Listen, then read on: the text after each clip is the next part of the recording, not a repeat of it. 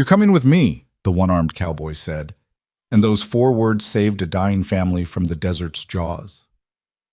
What happens when a heavily pregnant widow dragging 5 starving children through hell meets a stranger who's already lost everything?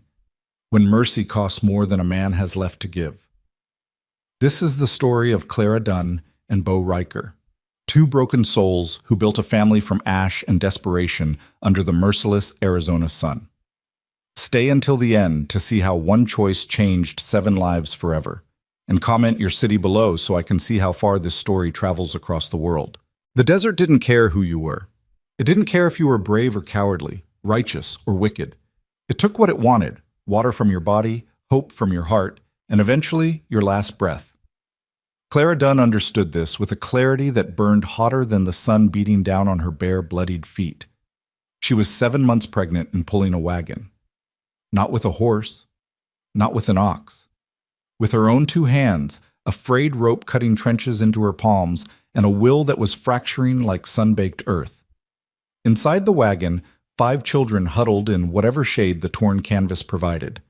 2 were hers, Emma, age 8, with her mother's dark hair and her father's stubborn chin, and Thomas, barely 6, still asking when Papa would come home. The other 3 were ghosts of someone else's tragedy. Lily, 5 years old with hollowed cheeks, Samuel, 7, who hadn't spoken since the bandits came, and baby Grace, not yet 2, who cried weakly for milk that didn't exist. The attack had happened 4 days ago. 4 days that felt like 40. Clara's wagon had been part of a small caravan heading west. 3 families seeking new starts in California, away from the poverty and prejudice of Missouri. They'd been warned about bandits, but warnings are easy to dismiss when desperation is louder. The bandits had come at dawn, whooping and firing pistols into the air. Clara's husband, Michael, had grabbed his rifle and shouted for everyone to get down. The other men had done the same. It should have been enough. 6 armed men against 4 raiders. The numbers were in their favor.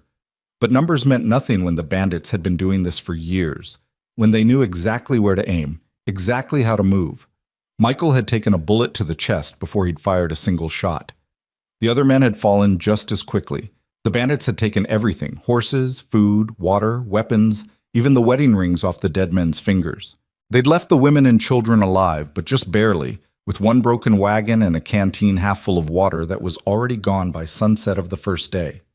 The other 2 women, Mrs. Patterson and Mrs. Chen, had died on the second day. Heat stroke, Clara thought, though she wasn't sure. One moment they'd been walking, the next they'd simply folded to the ground like paper dolls in a fire. Clara had buried them as best she could with the children watching, digging shallow graves with a broken plank because there was nothing else. She'd tried to say words over them, something about God and mercy and rest, but her mouth had been too dry and the words had crumbled to dust. That left her alone with 5 children, no water, no food, and a baby growing inside her that kicked and pressed against her ribs, as if demanding to know what kind of world it was being born into. Clara pulled, 1 foot forward, then the other. The rope bit deeper. Blood made the hemp slippery in her grip. Behind her, the wagon wheels groaned and stuttered over rocks and sand.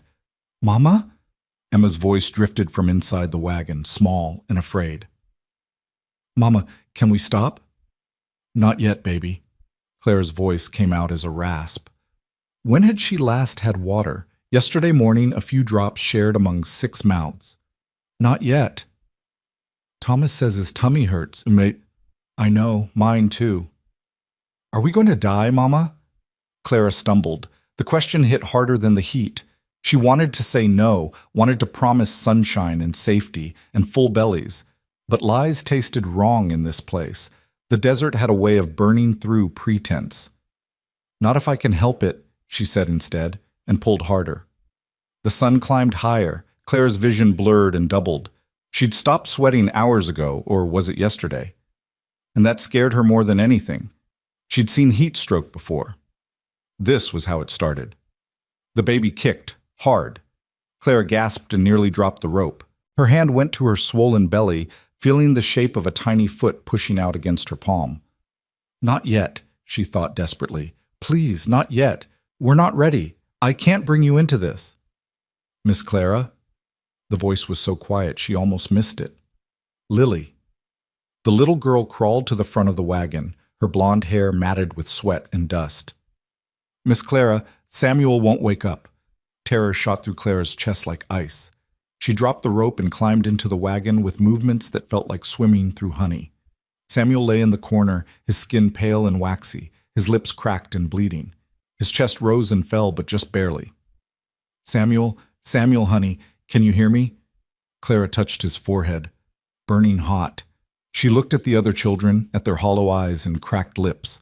Emma was holding baby Grace, trying to get her to stop whimpering. Thomas sat with his knees pulled to his chest, rocking slightly. They were all dying. Slowly, degree by degree, the desert was claiming them. Clara's hands shook as she backed out of the wagon. She picked up the rope again, feeling every blister pop and tear as the hemp bit into her raw flesh. She pulled. The wagon didn't move. She pulled harder, throwing her whole body into it, and the wheels finally grudged forward an inch. 1 inch. Then another. Then another. This is how we die, a voice whispered in her head. 1 inch at a time until there's nothing left.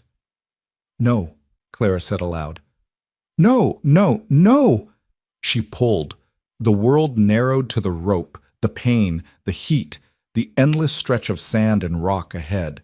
Her feet left bloody prints. The baby kicked again, and Clara sobbed, a dry heaving sound that brought no tears because there was no water left in her body for crying. Miss Clara, Lily again, her voice floating from the wagon. Are we leftovers? Clara stopped. The question made no sense. What? Leftovers, the things nobody wants. Mama used to say we'd eat leftovers when there wasn't enough food for real dinner. Samuel and Grace and me, our mamas died. Nobody wanted us. Are we the leftovers nobody wants? The words broke something in Clara that all the heat and pain and death hadn't managed to touch. She opened her mouth to answer, to say something, anything, but her legs chose that moment to stop working. She went down hard, her knees hitting the sand with a jolt that sent white lightning through her vision. The rope fell from her hands. She couldn't get up. She tried. God, she tried. But her body had finally, mercifully, quit. Clara's head swam. The sand beneath her palms felt like it was tilting, spinning, pulling her down into its burning embrace. Mama! Emma's scream came from far away, or maybe right next to her. Mama, get up! Please, get up! I can't, Clara thought. I'm sorry. I tried. I tried so hard. The children were crying now, at least the ones who had energy left to cry. Clara lay on her side in the sand, watching the wagon shimmer and blur in the heat. She couldn't protect them, couldn't save them. The desert was going to take them all, just like it had taken Michael, just like it had taken the other women, just like it would take her baby who would never draw a first breath. I'm sorry, she thought. Michael, I'm sorry. I tried to get them somewhere safe. I tried to finish what we started. I'm so sorry. The sky above was white with heat. Clara closed her eyes. A shadow fell across her face. At first she thought it was death, the final darkness coming to collect what the desert had claimed. But then a hand touched her shoulder, rough and warm and undeniably real. Ma'am, can you hear me? The voice was male, low and rough as gravel, with an accent that spoke of Texas ranges and long trails. Clara forced her eyes open. The sun blazed behind a figure on horseback, turning him into a dark silhouette haloed in fire. She couldn't make out details, just the outline of a hat, broad shoulders, a horse standing patient and still. Please, Clara whispered. The words scraped out of her throat like glass. Please don't take from us. There's nothing left. Please. The figure dismounted in one smooth motion. Boots hit the sand with a soft thud. He knelt beside her, and Clara's vision cleared enough to see his face, weather-worn and hard, with lines carved deep around his eyes and mouth. A dark beard covered his jaw. His eyes were the color of storm clouds, gray and distant and unreadable. What struck her most was his left arm, or rather, where his left arm should have been. The sleeve of his dusty coat was pinned up at the shoulder, empty. Nobody's taking anything, the man said. His voice was quiet but steady. How many in your party?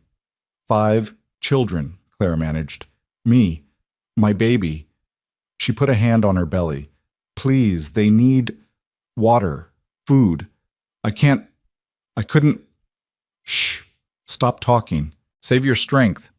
The man stood and walked to his horse. Clara watched through blurred vision as he untied a canteen from his saddle. He came back, knelt again, and lifted Clara's head with surprising gentleness. Small sips, don't gulp. The water touched Clara's lips and she nearly wept. It was warm from the sun, but tasted like salvation. The man let her have 3 small swallows, then pulled the canteen away. "The children," Clara gasped. "Please, give it to—" "I will. Stay here." He left her and approached the wagon. Clara heard Emma's frightened voice. "Don't hurt us, mister. We don't have nothing." "I'm not here to hurt you." The man's voice was patient. "I have water. Come here, one at a time." Clara listened to him give each child water, his voice low and steady, talking them through it. "Small sips, don't drink too fast. I know you're thirsty, but your stomach can't handle much." When baby Grace started crying, Clara heard him murmur something so soft she couldn't make out the words, but the baby quieted. Then he was back at his horse, untying saddlebags. He pulled out dried meat, hard biscuits, a small bundle wrapped in cloth. He brought it to the wagon, and Clara heard the children's gasping gratitude as he distributed the food. "Not too much," he warned. "Eat slow. If you eat too fast, you'll just bring it back up." He returned to Clara, bringing more water and a piece of biscuit softened in water. She ate mechanically, her mind spinning. This didn't make sense. Men in the desert didn't help. They took. The bandits had taught her that lesson in blood. "Why?" she asked when she could form words again. The man didn't answer immediately. He was examining her feet, his one hand moving carefully over the torn skin. His expression didn't change, but something flickered in his eyes. Anger, maybe, or pain. Hard to tell. "Why what?" he asked finally. "Why are you helping us?" He glanced at her, then back at her feet.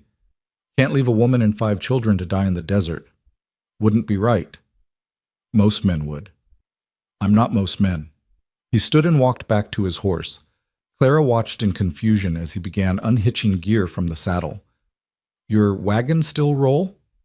I think so. The axle's cracked, but we'll make it work." He led the horse to the front of the wagon and began hitching it up with quick, efficient movements, one-handed. Clara stared. She'd seen 2-handed men struggle with less complicated knots. "What are you doing?" she asked. "What's it look like?" "Can't have you pulling this thing yourself. Kill you and the baby both." "But your horse, you need—" "Horse can handle a wagon for a while and done it before." He finished the hitch and checked it twice, pulling on the leather to test the strength. Then he came back to Clara and, without asking permission, scooped her up in his one arm like she weighed nothing. Clara gasped, grabbing at his shoulder for balance. "Wait, I can—" "No, you can't." He carried her to the wagon and set her down carefully on the driver's bench. His expression was stern. "You've run yourself into the ground, ma'am. You need rest." "I don't have time to rest. We need to—" "You want to live another day?" His gray eyes met hers, and Clara saw something in them that made her throat tight. Not pity, not quite sympathy. Something harder and sadder and more honest. "Then you're coming with me." He didn't wait for an answer. He turned, grabbed the horse's reins, and started walking. The horse followed, and the wagon lurched forward with a groan of protesting wood. Inside, the children grabbed for handholds, but none of them cried out. They were too exhausted even for alarm. Clara sat on the bench, swaying with the wagon's movement, watching the stranger's back as he led them deeper into the desert. His shoulders were straight despite the weight of the pack he carried. His stride was steady, purposeful. A man who knew exactly where he was going. "Wait," Clara called. "What's your name?" He didn't turn around. Bo Riker." "I'm Clara Dunn. Pleasure, Mrs. Dunn." "Where are you taking us?" "Somewhere safe." "Where's somewhere safe in the middle of nowhere?" "You'll see." Clara wanted to argue, wanted to demand better answers, but exhaustion was pulling at her like quicksand. The water and food sat heavy in her stomach. The baby had stopped kicking, settling into a quiet stillness that she hoped meant sleep and not something worse. Emma climbed up to sit beside her on the bench. The little girl's hand slipped into Clara's, small and warm and trembling. "Mama, Is he going to hurt us? Clara looked at her daughter's upturned face, saw the fear and desperate hope warring in her eyes. She thought about Bo Riker's gentle handling of her torn feet, the way he'd given water to the children first, the quiet firmness in his voice when he'd said, "I'm not here to hurt you." "No, baby," Clara whispered. "I don't think he is." They traveled for what felt like hours. The sun began its descent toward the horizon, painting the sky in shades of orange and red. Clara dozed fitfully, waking every time the wagon hit a particularly rough patch. Emma stayed beside her, keeping watch like a tiny sentinel. Bo never stopped, never slowed. He led the horse with steady patience, occasionally speaking to the animal in low tones Clara couldn't quite catch. Once, she saw him reach up to wipe sweat from his forehead with the back of his hand, his only hand, and the gesture struck her as unbearably lonely somehow. What kind of man was this? Where had he come from? Where had he been going before he found them? And most importantly, what did he want? Men didn't help for free. Clara had learned that lesson long before today. There was always a price, always an expectation. Her stomach turned at the thought, at the implications, but she was too tired and too desperate to care. If Bo Riker wanted payment for saving their lives, she'd find a way to pay it. She'd do whatever she had to do to keep these children alive. "Up ahead," Bo called back. "See those rocks?" Clara squinted. In the fading light, she could just make out a formation of boulders rising from the desert floor, like the broken teeth of some ancient giant. They were massive, easily 30 feet tall, clustered together in a rough circle. "What about them?" Clara asked. "Shelter. We'll camp there tonight." The wagon groaned and complained as Bo guided them around the base of the rocks. On the far side, Clara saw what he'd been aiming for. A natural alcove formed where 3 boulders leaned together, creating a space protected from the wind. Someone had been here before. There were the remains of a fire circle, a few scattered pieces of wood, and what looked like the skeleton of an old hunting shelter, a frame of sticks with torn canvas hanging from it, like the skin of something long dead. Bo unhitched his horse and led it to a shaded spot where a tiny trickle of water seeped from between 2 rocks into a shallow depression. The horse drank gratefully while Bo checked its legs and hooves with his one hand, moving with the easy competence of a man who'd been caring for horses his entire life. Then he came to the wagon and helped Clara down. Her legs buckled when her feet touched ground, and Bo caught her with his arm around her waist. "Easy. You're dehydrated and exhausted. Your body needs time. The children, I'll see to them. You sit." It wasn't a suggestion. Bo guided Clara to a flat rock in the shade and gently pushed her down onto it. Then he turned to the wagon and began lifting children out one by one. Emma came first, then Thomas, then Lily with baby Grace in her arms, and finally Samuel, who Bo carried with extra care. The boy still hadn't woken up. Bo laid Samuel in the shade and examined him carefully, checking his pulse, his breathing, the color of his skin. Clara watched, her heart in her throat. "He's alive," Bo said quietly. "Unconscious from heat and dehydration, but alive. We need to cool him down and get fluids into him." "How?" Bo looked around, his eyes assessing, calculating. Then he stood and started moving with sudden purpose. He went to his saddlebags and pulled out a small pot. He carried it to the trickle of water and positioned it to catch the flow, slow but steady. While it filled, he gathered the driest wood he could find from the scattered debris around the rocks. Clara watched in amazement as he built a fire one-handed, arranging kindling, striking flint against steel with the pot wedged between his knees for stability, coaxing the first sparks into flame with the kind of patience that spoke of thousands of cold nights and lonely camps. When the fire was burning steady, he set the pot on rocks at the edge of the flames. The water heated slowly. Bo used his knife to tear strips from what looked like an old shirt from his pack, dropping them into the warming water. "What are you doing?" Clara asked. "Making a compress. Warm water on the wrists and neck can help bring someone back from heat stroke without shocking their system. Cold water's too much of a shock." He knew what he was doing. This wasn't his first time saving someone from the desert's grip. When the water was warm enough, Bo wrung out the cloth strips and placed them carefully on Samuel's wrists, neck, and forehead. The boy stirred slightly, a small moan escaping his cracked lips. "That's it," Bo murmured. "Come on back, son. Come on back." The other children watched in silence, their eyes huge and frightened. Thomas had his thumb in his mouth, something Clara hadn't seen him do since he was 3. Lily held baby Grace so tightly the infant squirmed in protest. Emma stood close to Clara, her hand gripping her mother's shoulder. After what felt like an eternity, Samuel's eyes fluttered open. He stared up at Bo in confusion, then fear. "Easy," Bo said softly. "You're safe.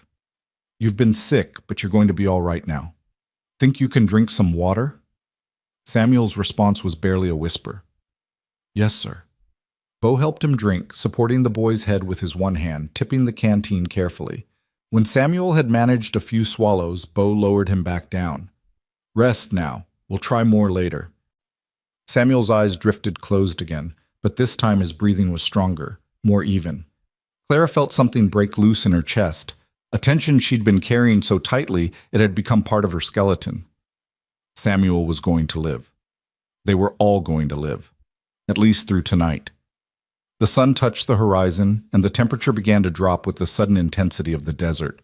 Within an hour, it would go from scorching to frigid. Clara had learned that the hard way over the past 4 days. Bo seemed to know it too. He stood and surveyed the broken hunting shelter, then the children, then the supplies he had. "Not enough," he muttered. "Not enough what?" Clara asked. "Blankets, canvas, materials." He ran his hand through his hair, a gesture of frustration. "That shelter's not going to keep 5 children warm tonight, not the way it is. We've been cold before. Cold's one thing, hypothermia's another. Can't have you people surviving the day just to die in the night." He turned to his horse. "Come on, Red. Let's see what we can make work." For the next hour, Clara watched Bo Riker perform what could only be described as miracles. With one arm, a knife, some rope, and a fierce determination that bordered on stubbornness, he rebuilt the hunting shelter. He lashed new supports to the old frame, stretched the torn canvas tight and tied it down, gathered dried brush to stuff in the gaps for insulation, and spread his own bedroll on the ground inside for the children to lie on. He worked without stopping, without complaining, with the kind of focused intensity Clara associated with men fighting for their lives. Except Bo wasn't fighting for his life. He was fighting for theirs. When he finally stepped back, sweat dripping down his face despite the cooling air, the shelter looked almost solid. Not perfect, not pretty, but functional. Safe. "All right," he said, breathing hard. "Children inside. We need to keep body heat in." Emma helped gather the little ones. They crawled into the shelter and huddled together on the bedroll, their small bodies pressed close for warmth. Bo draped his horse blanket over them. It smelled of animal and leather but was thick and warm, and then added his coat on top. "But you'll be cold," Emma protested. "I'll manage. Fire will keep me warm enough." "Mama too," Thomas said. "Mama needs to stay warm for the baby." Bo's eyes shifted to Clara. She saw him take in her swollen belly, the exhaustion in her face, the way she was shivering already, though the sun had only just set. "Right," he said. "Mrs. Dunn. Inside." "There's no room?" "There's room. Get in." Clara wanted to argue, but she was so cold, so tired, and the baby was moving restlessly like it was cold too. She crawled into the shelter and settled near the edge, trying not to take up too much space.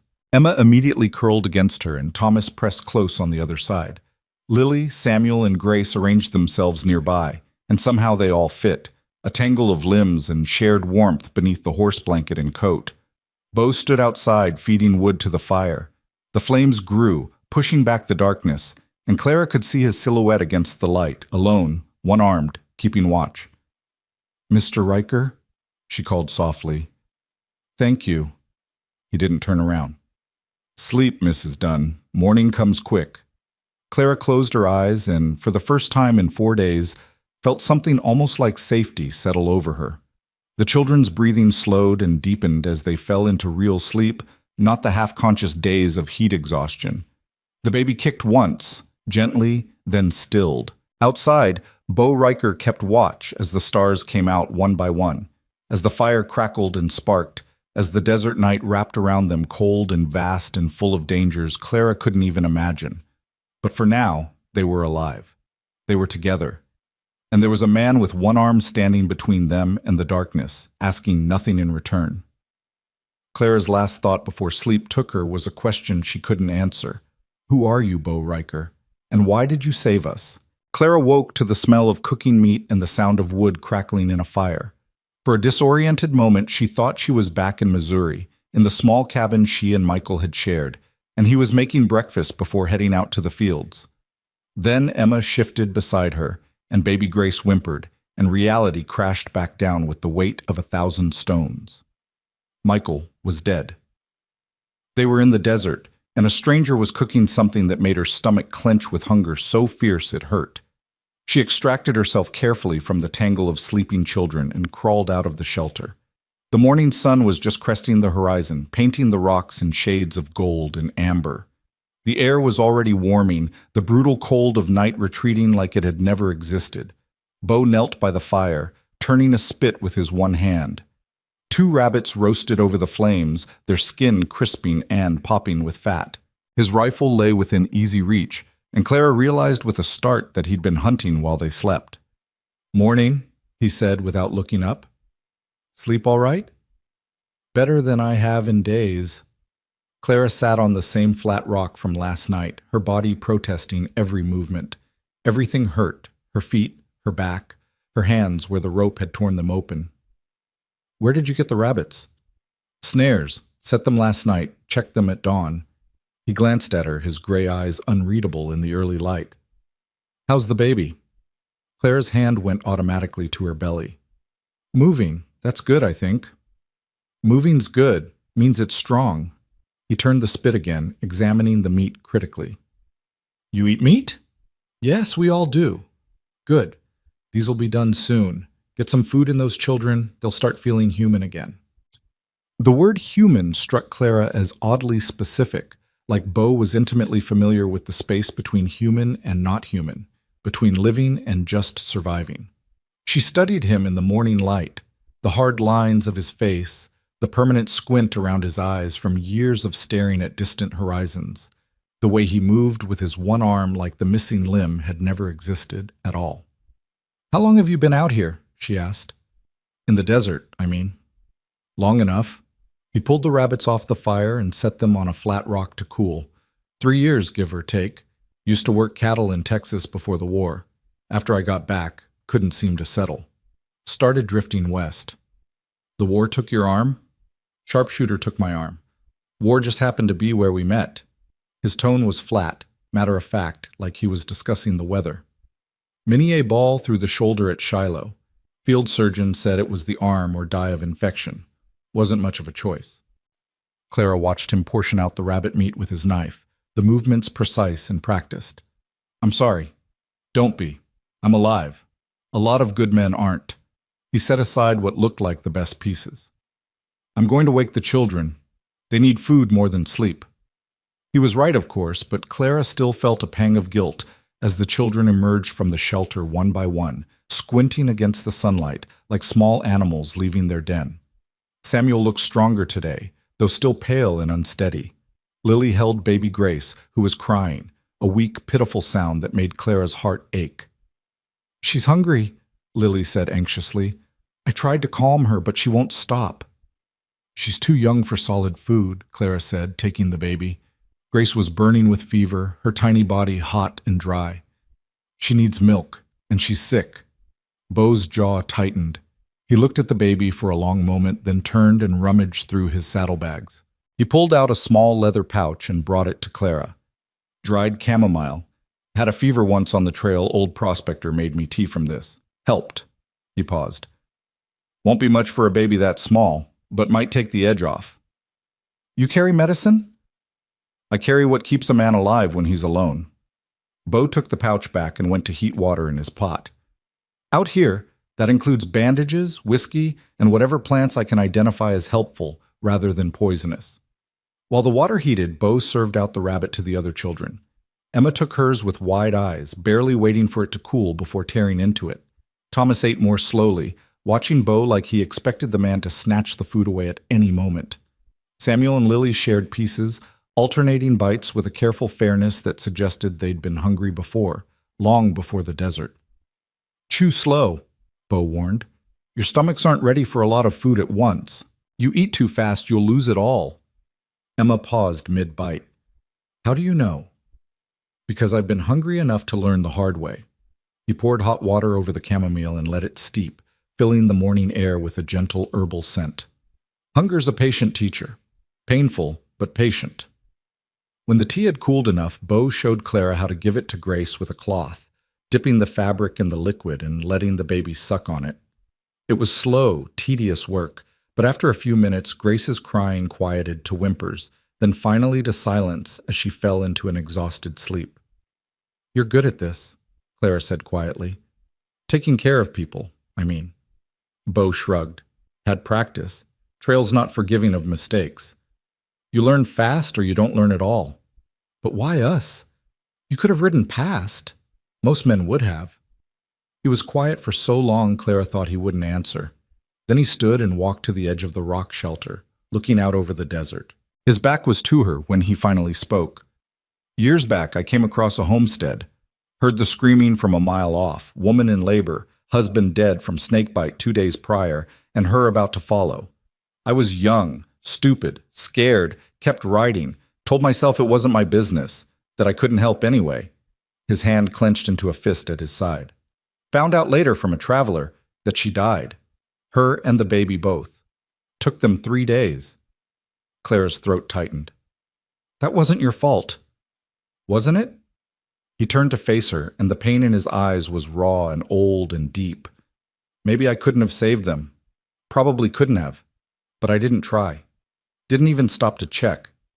That's the part that stays with you. Not what you couldn't do, but what you didn't even try to do. So this is penance? This is not walking past when someone needs help. He came back to the fire and began cleaning up the remains of breakfast, movements sharp with suppressed emotion. If that's penance, so be it. The children had finished eating and were sitting in a small cluster, talking quietly among themselves. Clara watched Emma gently rebraid Lily's hair while Thomas showed Samuel a small rock he'd found that looked vaguely like a horse. They looked better, not healthy, not safe, but better, like children again instead of dying things. What happens now? Clara asked. Where do we go? There's a way station about 15 miles northwest. Used to be a Butterfield stage stop before the war. Man named Henderson runs it now, him and his wife. They're good people. They'll have food, water, real shelter. We can get there by tomorrow night if we start now and take it easy. 15 miles. Clara looked down at her torn feet, then at the children. Can we make it? You'll ride in the wagon. The children who can walk will walk for short stretches to keep their strength up, then ride when they tire. We'll stop frequently. Take water breaks. It'll be slow, but we'll make it. And you'll walk the whole way, leading the horse? I've walked farther. There was something in his voice, a weariness that had nothing to do with physical exhaustion and everything to do with the weight of miles and years and choices that couldn't be unmade. Claire wanted to ask more, wanted to understand this strange, damaged man who'd appeared out of nowhere to save them, but the baby kicked and reminded her that understanding could wait. Survival came first. They broke camp with surprising efficiency. Bo doused the fire thoroughly, scattering the ashes and covering them with sand. He repacked his gear, checked the wagon wheels and axle, and redistributed the children's meager belongings to balance the weight. Clara tried to help, but he waved her off. You're 7 months pregnant and half dead from dehydration. Sit down before you fall down. I can help. I'm not helpless. Didn't say you were helpless. Said you were injured and pregnant. There's a difference. He cinched down a rope one-handed, the knot coming together with practiced ease. Besides, this is what I do. Let me do it. They started moving as the sun climbed higher, Bo leading Red with steady patience while the wagon creaked and groaned behind. Clara rode on the bench with baby Grace sleeping in her lap. Emma and Thomas walked beside the wagon for the first hour, their small legs pumping to keep up. Samuel and Lily rode inside, still too weak for much exertion. The landscape shifted gradually from scattered boulders to harder-packed sand dotted with scrub brush and the occasional skeletal tree. It was still desert, still brutal, but it felt less immediately hostile than the open wasteland they'd crossed yesterday. Here, at least, there were signs of life. A lizard darting across the sand, a hawk circling high overhead, tracks in the dust that suggested coyotes or jackrabbits. They stopped after 2 hours. Bo distributed water carefully, making sure each child drank exactly the amount he specified and no more. When Thomas tried to gulp his share, Bo physically pulled the canteen away. I said small sips. You want to make yourself sick? But I'm thirsty. We're all thirsty. Dessert's made of thirsty, but your stomach's been empty too long. You flood it too fast, it'll reject everything. Then you're worse off than before. Thomas's lower lip trembled. I don't like you. Don't have to like me. Just have to listen to me. Bo's voice was firm but not unkind. You want to see tomorrow? You follow the rules. Understand? The boy nodded reluctantly and accepted the canteen back, this time taking the tiny controlled sips Bo had specified. Clara saw the way Bo watched each child drink, counting seconds, monitoring intake with the vigilance of someone who'd seen what happened when things went wrong in the desert. You must have been a good soldier, she said quietly. Bo glanced at her. What makes you say that? The way you think ahead. Plan. Make sure everyone follows orders. Being a good soldier is about following orders, not giving them. I was mediocre at that at best. He took a drink himself, just 3 swallows, then stoppered the canteen. This is different. This is just keeping people alive. Don't need to be a soldier for that. Just need to give a damn. They walked on. The sun beat down with relentless intensity. Claire's feet throbbed even though she wasn't walking on them. The baby was restless, kicking and shifting, and she found herself talking to it silently. Just a little longer. Just hold on a little longer. We're going to be somewhere safe soon.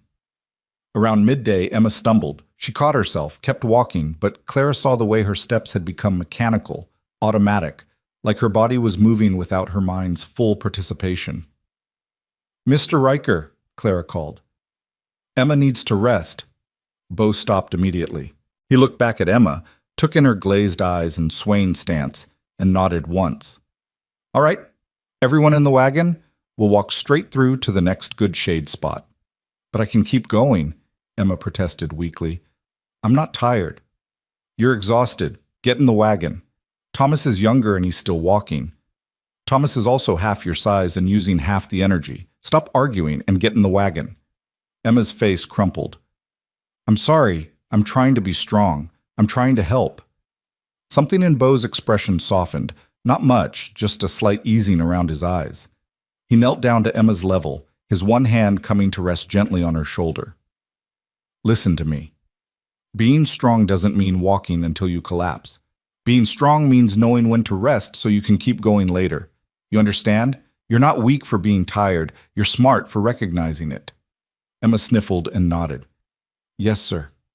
Good girl. Now get in that wagon before I have to carry you, and neither of us wants that because I've only got one arm and you're too big to carry comfortably. That got a tiny smile. Emma climbed into the wagon with Thomas's help, and they continued on. The sun reached its zenith and began its slow arc downward. The temperature didn't drop. If anything, it seemed to intensify, the heat radiating off the sand in visible waves. Clara's head swam. She clutched baby Grace tighter, feeling the infant's fever burning through the thin cloth of her dress. Grace needed real medicine. They all did. Proper food, clean water, shelter that didn't consist of torn canvas and prayer. How much farther? She asked. 8 miles, maybe 9. We'll make camp before dark, push on tomorrow morning. And if we don't make it, if Henderson Station isn't there anymore? It's there. I was through there 6 months back. Henderson and his wife aren't going anywhere. That station's their life.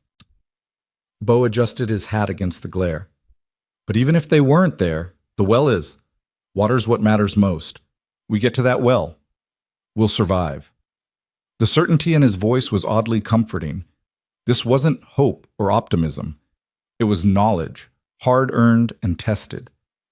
They found shade around 3 in the afternoon, an overhang of rock that created a blessed pocket of coolness. Bo unhitched Red and let the horse rest while he passed around food and water. The children ate dried biscuits and jerky with the focused intensity of small animals. No one spoke much. They were too tired, too heat-drunk. Clara tried to feed Grace some more of the chamomile tea, but the baby wouldn't take it. She just lay limply in Clara's arms, her breathing too fast and too shallow. "She's getting worse," Clara said, hearing the panic rising in her own voice. "Bo, she's getting worse." He came over and examined the baby carefully. His face remained neutral, but Clara saw the tightness around his jaw. Her body's fighting the fever, using up what little resources she has. He touched Grace's forehead with the back of his fingers. "We need to get her cooled down and get fluids into her. If she makes it through tonight, she'll have a chance at Henderson's." "If?" Bo met her eyes. "I'm not going to lie to you, Mrs. Dunn. She's bad, real bad. But I've seen people come back from worse. We do everything we can, give her every advantage, and then we hope." Hope. Such a small word. Such an impossible thing to hold on to in this place. "What do I do?" Clara asked. "Keep her in the shade. Keep trying to get liquid into her, even if it's just drops. And talk to her. Babies know voices. Let her know she's not alone." So Clara sat in the shade with Grace cradled against her chest, dipping a cloth in water and letting drops fall on the baby's cracked lips, talking in a low, steady stream about Missouri and green grass and cool streams and all the things that existed somewhere beyond this burning wasteland. She talked until her voice was hoarse, until the words stopped making sense, until she was just making sounds that meant "you're here, you're loved, you're not alone." The other children watched with solemn eyes. They understood, in the way children do, that Grace might not see another sunset. They'd seen death too recently not to recognize its approach. As the afternoon light began to fade, Bo stood and surveyed the sky. Clara saw his expression change, a subtle shift from watchful to alert. "What is it?" she asked. "Storm coming." Clara looked up. The sky was still blue, still clear. "I don't see—" "Not yet, but you will. Wind's changing, smells different. Storm's rolling in, probably hit around midnight." He began moving with sudden urgency, repacking gear, checking the wagon. "We need to find better shelter. But you said we'd camp here." "That was before I knew about the storm. This overhang won't be enough. Wind'll come straight through. Rain'll flood this spot. We need walls."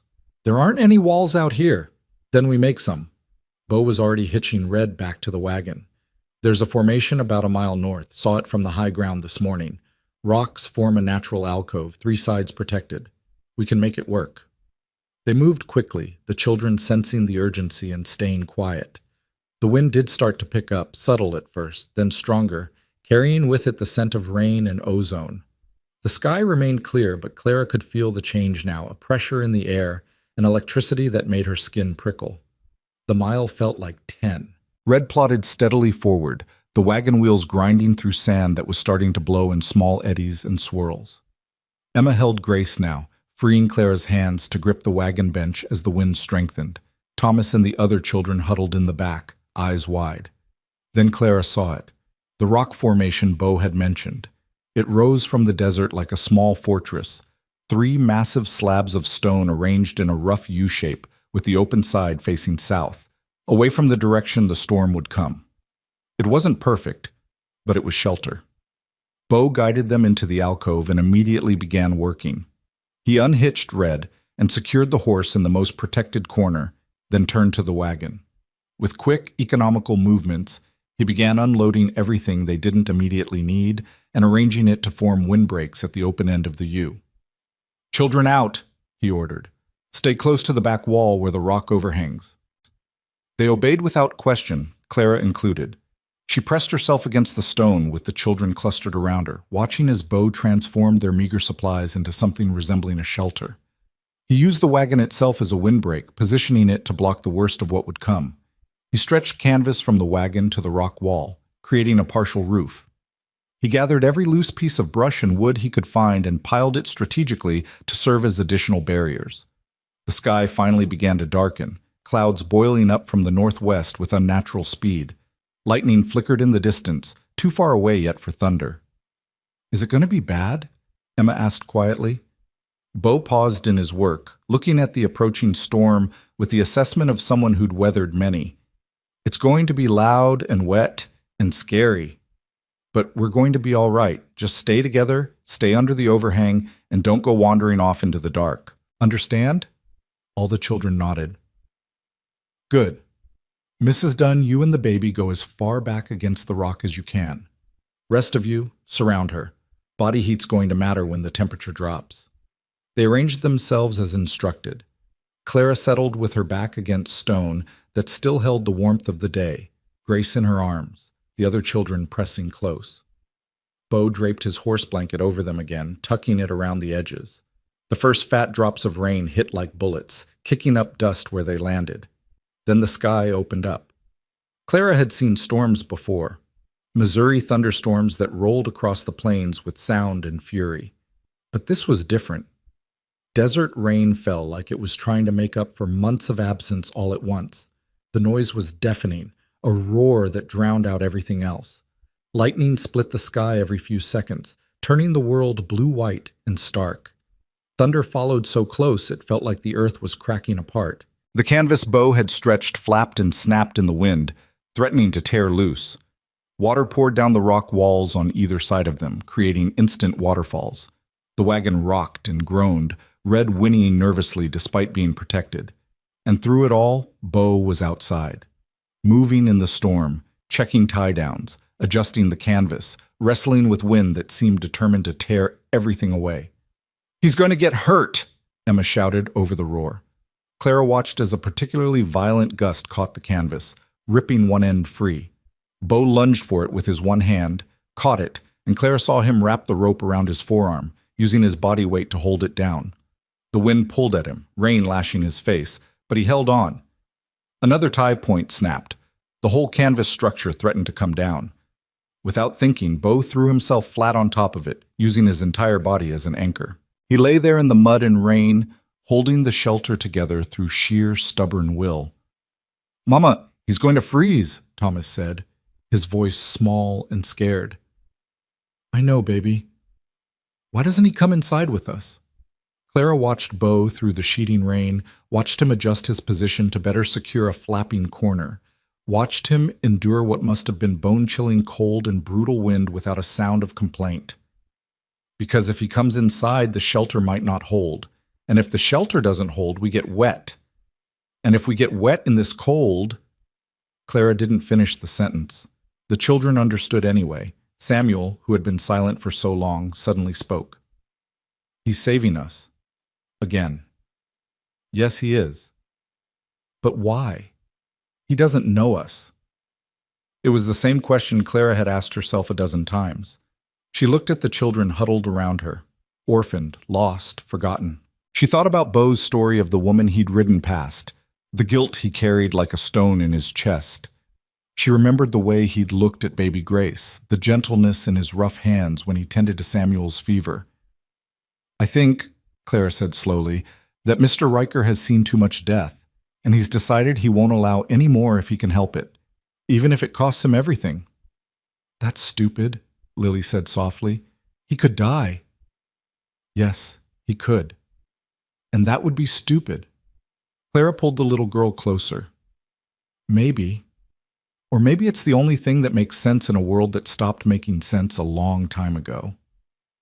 The storm raged for hours. At some point, Lily crawled forward to the edge of their shelter where rain sheeted down like a curtain. She cupped her small hands and caught rainwater, then crawled back to where Bo lay spread eagle on the canvas, fighting the wind. "Mr. Riker!" she called over the storm. "Mr. Riker, drink!" He turned his head slightly, saw the water in her hands, and managed a nod. Lily held her cupped hands to his mouth and let him drink the rainwater she'd caught. It couldn't have been more than a few swallows, but Bo's expression softened. "Thank you, little one. Now get back with the others before you catch your death." "Are you going to be okay?" "I've been through worse." "That doesn't answer my question." Even through the storm, Clara saw Bo's brief smile. "Smart girl, yet. Yes, I'll be okay. Now go." Lily retreated to the safety of the group. Samuel followed her lead, and soon all the children were taking turns catching rainwater and bringing it to Bo. It was a small thing, insignificant really, but Clara saw what it meant.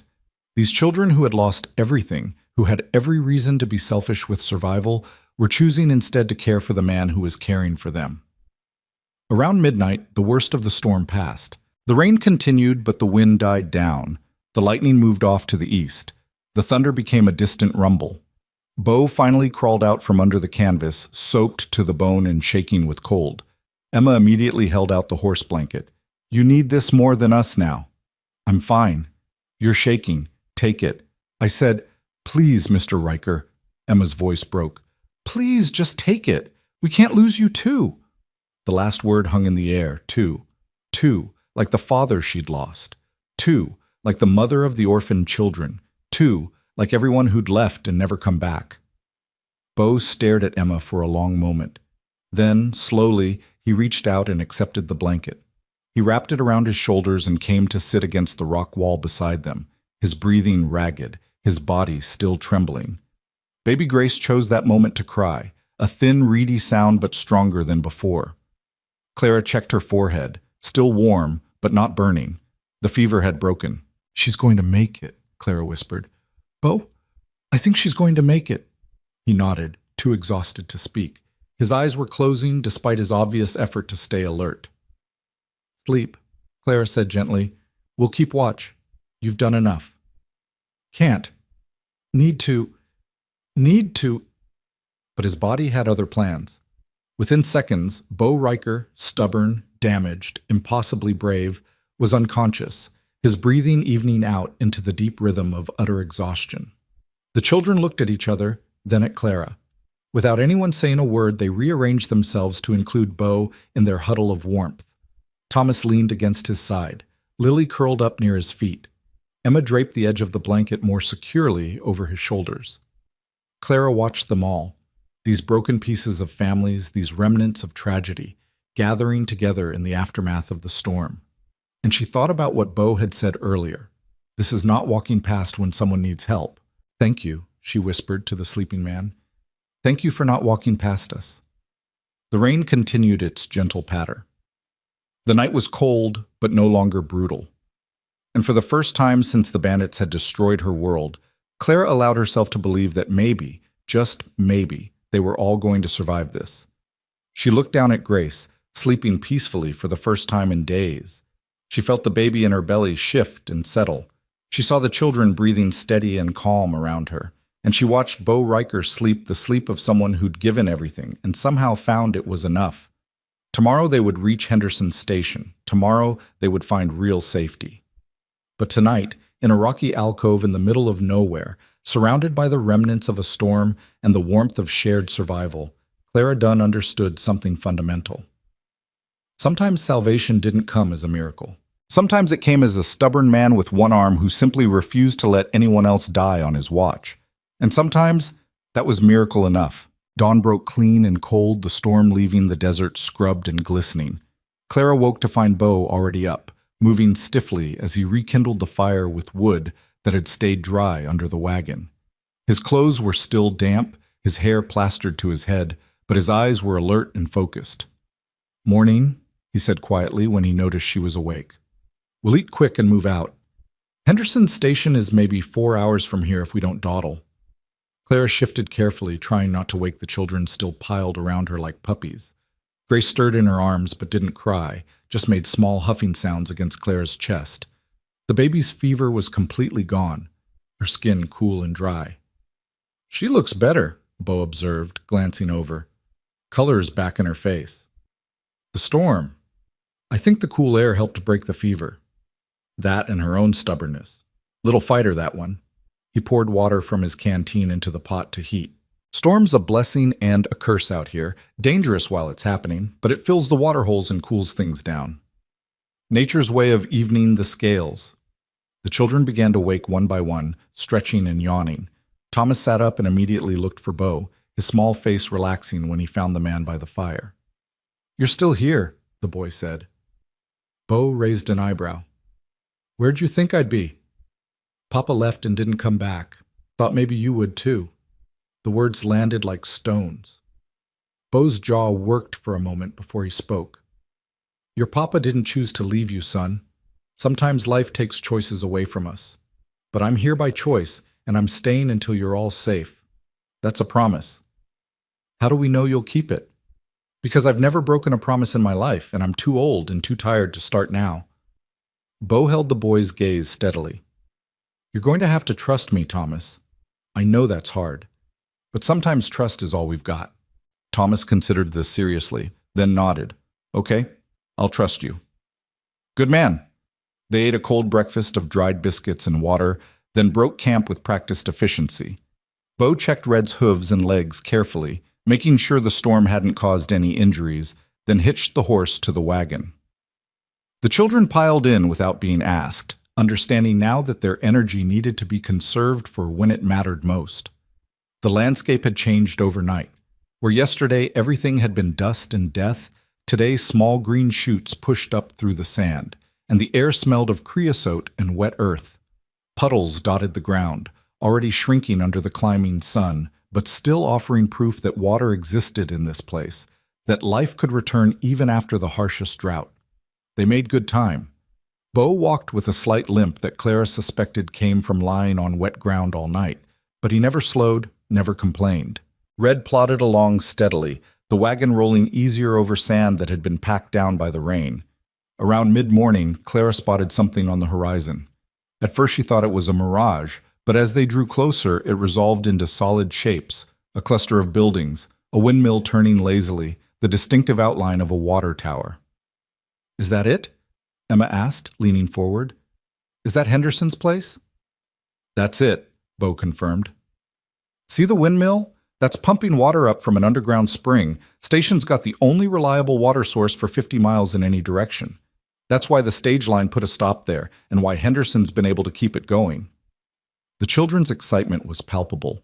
Even Samuel, still quiet and withdrawn, sat up straighter to get a better view. They were close. So close to safety that Clara could almost taste it. That's when she saw the rider. He came from the east, moving fast, his horse kicking up a spray of water from the puddles. At first Clara thought he might be from the station, coming out to greet them, but something about the way he rode, aggressive, purposeful, made her uneasy. Bo saw him too. His hand went to the rifle secured to Red's saddle, though he didn't draw it, just rested his palm on the stock, ready. The rider slowed as he approached, pulling his horse to a walk about 20 yards out. He was younger than Bo, maybe 30, with slicked back dark hair and clothes that were too clean and too fine for honest desert travel. His saddle was expensive leather, his boots polished, his hat pristine. Everything about him screamed money and city and the kind of man who'd never missed a meal in his life. "Morning," the man called out, his voice smooth and friendly. Too friendly. "Name's Miles Burrow. You folks heading to Henderson Station?" "We are," Bo said carefully. "That a problem?" "No problem at all, just making conversation." Miles walked his horse closer, his eyes cataloging everything, the wagon, the children, Clara's obvious pregnancy, Bo's missing arm. "Looks like you've had some trouble." "Nothing we can't handle." "I can see that. Still, rough thing, traveling through this country with young ones." His gaze lingered on the children in a way that made Clara's skin crawl. "Those all yours?" "They're under my protection," Bo said, and there was steel in his voice now. "That's all that matters." Of course, just curious." Miles smiled, showing too many teeth. "Actually, might be I can help you folks out. I'm a representative for the Territorial Children's Aid Society. We place orphaned children with good Christian families back east. I've got authorization to take custody of any unaccompanied minors I come across." Clara's blood went cold. "These children aren't unaccompanied. They're with me." "You their mother, ma'am?" "Two of them, yes. The others are orphans then. Exactly the kind of children my organization helps." Miles reached into his saddlebag and pulled out a sheaf of papers. "I've got all the proper documentation right here, signed by the territorial governor himself." "Those children aren't going anywhere," Clara said, her voice shaking with fury and fear. "They've been through enough. They're staying with me." "Ma'am, I understand you've formed an attachment, but you have to think about what's best for them. You're pregnant, clearly struggling. How are you going to care for 5 children? Sorry, 7, with your own 2 and the one on the way? These orphans need proper homes with people who can provide for them."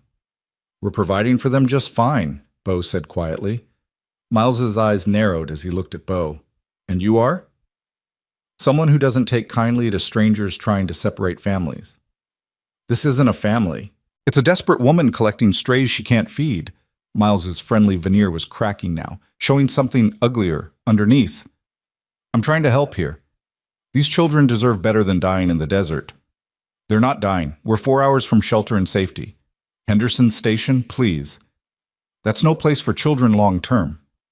What's your plan after that? Drag them across the desert until you all drop dead? Miles shook his head. No, my way is better. I'll take the 3 orphans now, get them back to civilization, find them real families.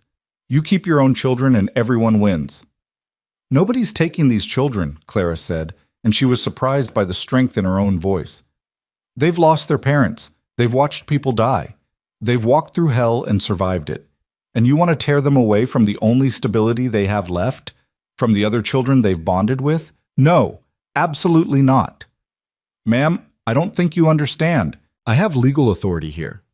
Then you'll have to use it, Bo said, and his hand was still on that rifle. Because these children aren't going anywhere without a fight. For a long moment, Miles just stared at Bo. Then he smiled again, but this time it didn't reach his eyes. I see.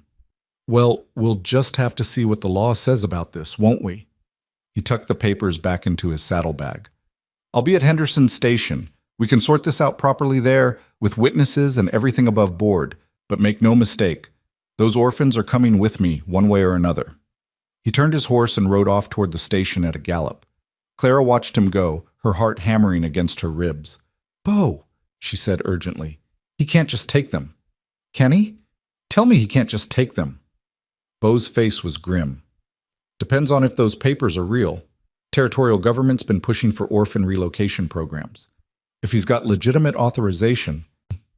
He trailed off, not finishing the thought. What do we do? We get to Henderson's. Get you and the children inside.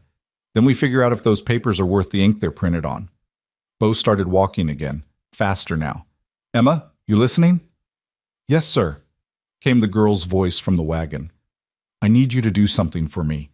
When we get to Henderson's, I want you to take the little ones and stay with Mrs. Henderson. Don't come out no matter what you hear. Don't let any of the young ones come out either. Understand? You think there's going to be trouble. I think there might be. And if there is, I need to know you're all safe and out of the way. What about Mama? Your Mama's going to be with Mrs. Henderson too. This is men's business, and sometimes men's business gets ugly. Clara wanted to argue, wanted to say she could help, but the baby kicked hard and reminded her that she was 7 months pregnant and barely recovered from near death. She would be a liability in any confrontation, not an asset. The station grew larger as they approached. It was bigger than Clara had expected. A main building with a covered porch, a barn, several outbuildings, and that beautiful windmill pumping water into the raised tank. Horses stood in a corral, and she could see washing hanging on a line behind the main house, flapping gently in the breeze. Normal. It looked so blessedly normal that Clara wanted to cry. A woman emerged from the main building as they pulled up, wiping her hands on her apron. She was perhaps 50, with iron gray hair pulled back in a severe bun and a face that looked like it had been carved from the same rock as the desert. But her eyes were kind. Bo Riker, she called out. Thought the desert had finally claimed you. Been 6 months since you came through. Takes more than desert to kill me, Martha. Bo climbed down from the wagon, moving to help Clara. Got some folks here who need help. Woman and 6 children, been through hell and back. Martha's eyes swept over them, taking in their condition with the practiced assessment of someone who'd seen plenty of desperate travelers. Lord have mercy, get them inside. I've got stew on and beds made up. Children look half-starved. There's a complication, Bo said quietly. Man rode in ahead of us. Calls himself Miles Burrow. Says he's with some Children's Aid Society, wants to take the orphaned children. Martha's expression hardened. He's inside talking to John right now. Been here about 10 minutes, showing papers and making demands. She looked at the children. Which ones are orphans? The 3 youngest, Lily, Samuel, and baby Grace. And you want to keep them together. They need to stay together. They've bonded. Separating them now would be cruel. Martha nodded once, decisively. Then we won't separate them. Come on inside. Let's see what this city slicker thinks he can do on our land. She herded Clara and the children into the station house. The interior was simple but clean. Wooden floors, whitewashed walls, a large common room with a fireplace and long table. The smell of cooking meat made Clara's stomach clench with hunger so fierce it was almost painful. A man sat at the table with Miles Burrow, older than Martha, with a weathered face and steady eyes. This had to be John Henderson. He looked up as they entered, his gaze moving from the children to Clara to Beau. "Beau?" he said with a nod. "John." Miles stood up, that too bright smile back on his face. "Ah, here they are. Mrs. Dunn, children, please come in. Mr. Henderson and I were just discussing the best way to proceed." "The best way to proceed," Martha said sharply, "is to feed these poor babies and get them into beds. They look like death warmed over." Of course, but there are legal matters to address first." Miles gestured to the papers spread on the table. "Mr. Henderson, as I was saying, I have full authorization from the territorial government to take custody of orphaned minors.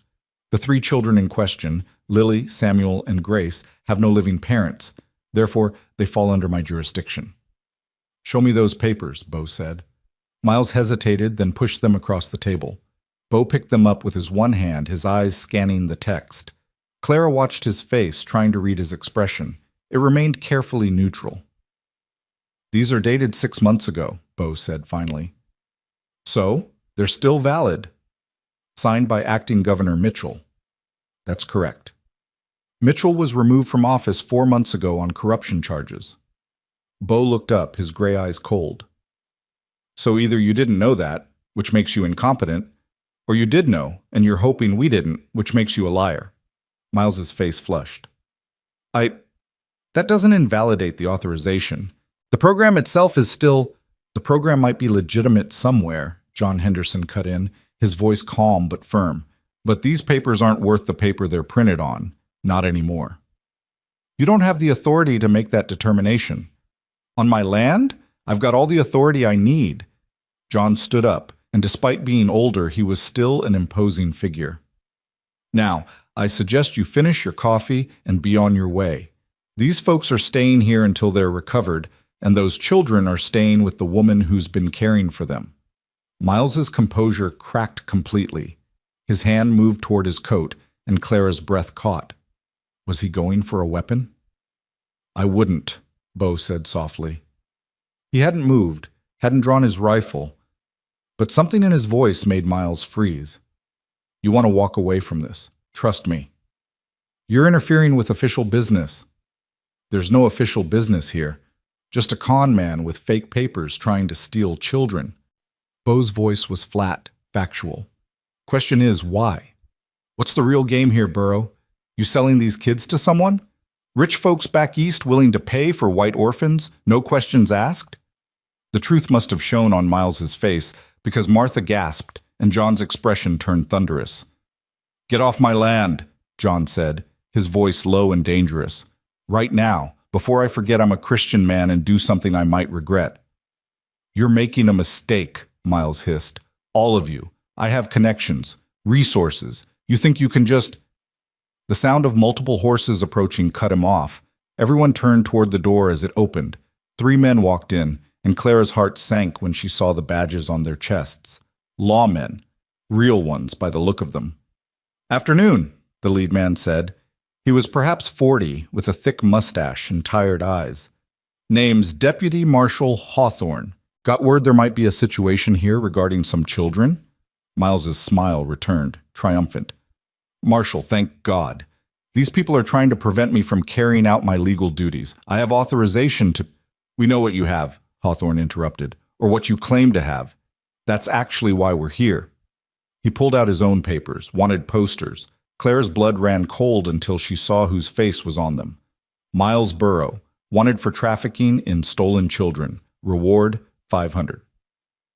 "You're under arrest, Burrow," Hawthorne said calmly. "Been tracking you for 3 months. Finally got a tip you were working this territory." He looked at Beau. "You must be the one who sent word?" Beau shook his head. "Wasn't me." "Was me," Martha said.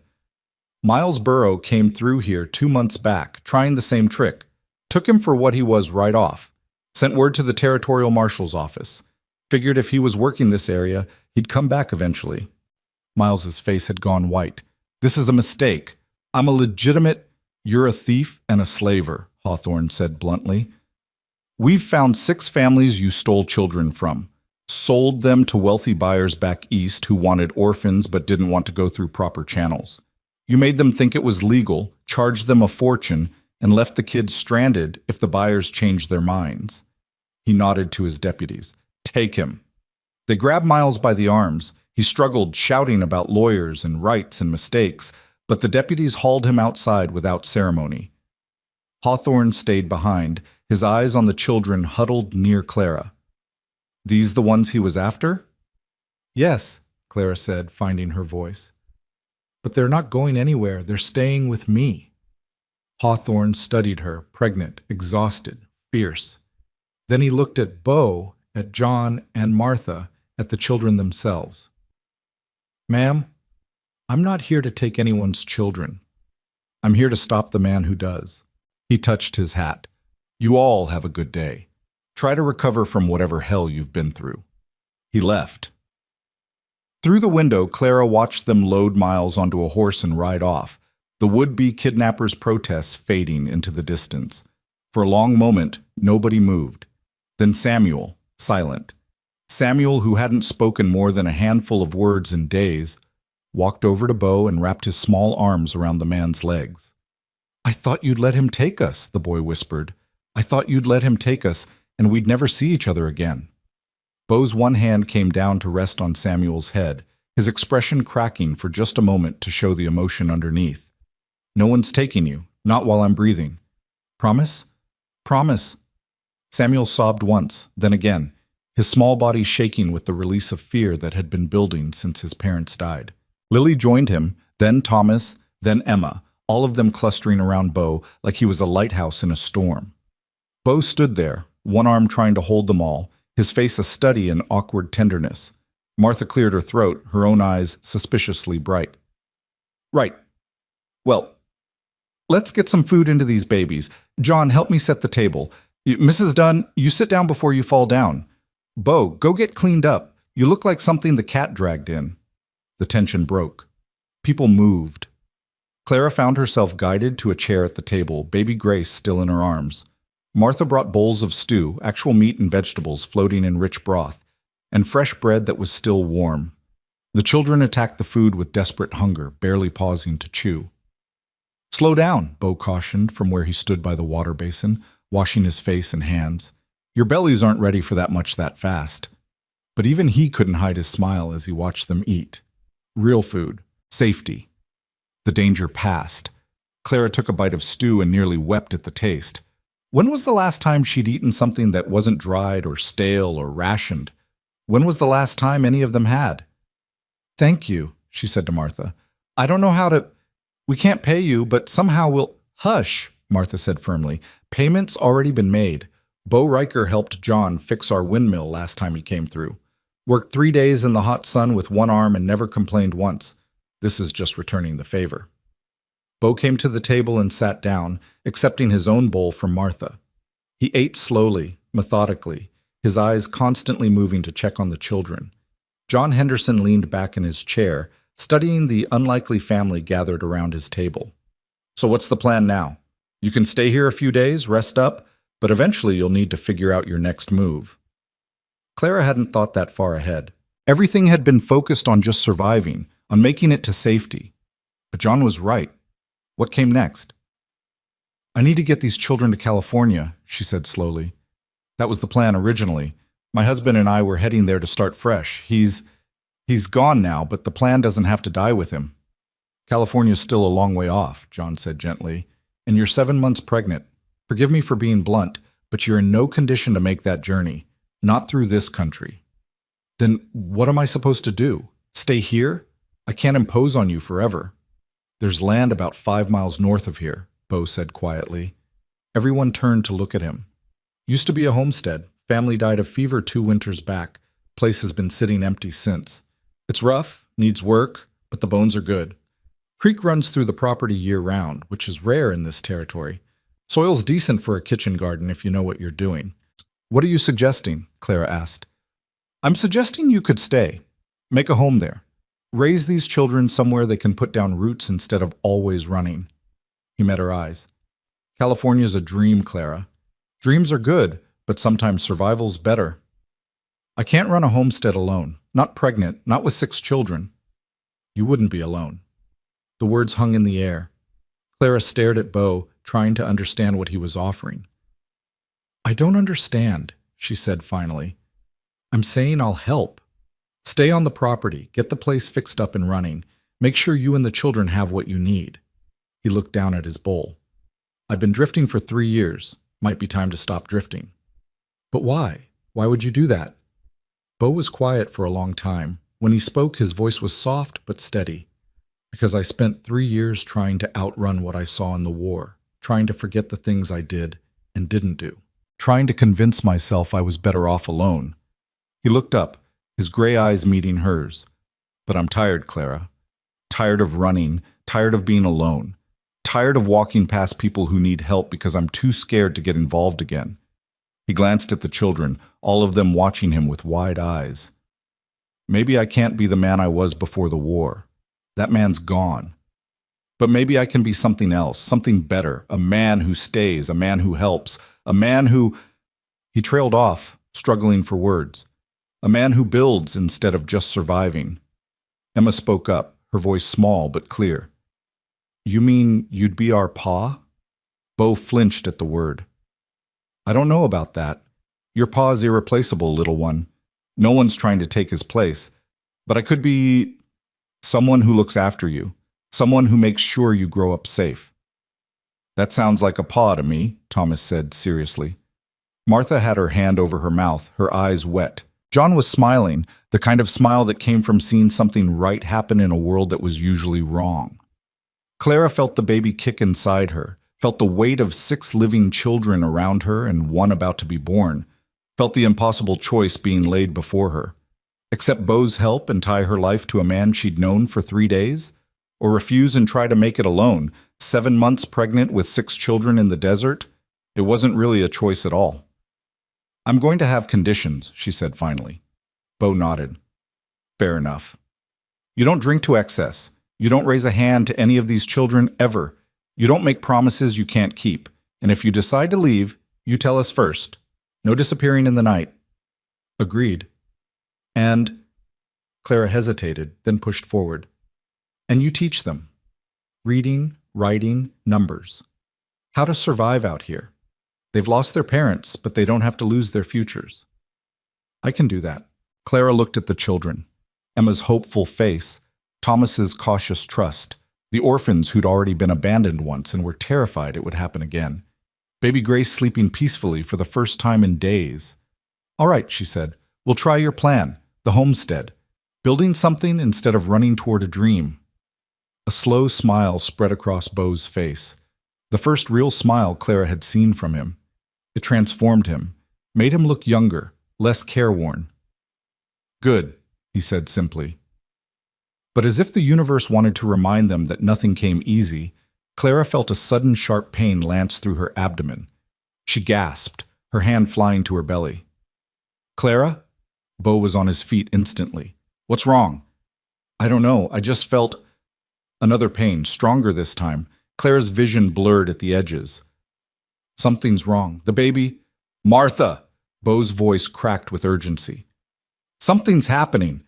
Martha rushed over, her experienced hands checking Clara's forehead, her pulse.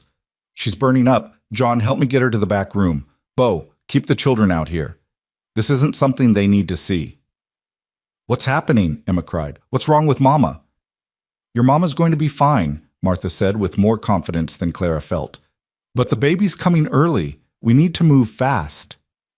Everything became a blur of motion and pain. John and Martha half-carried Clara to a small room at the back of the station.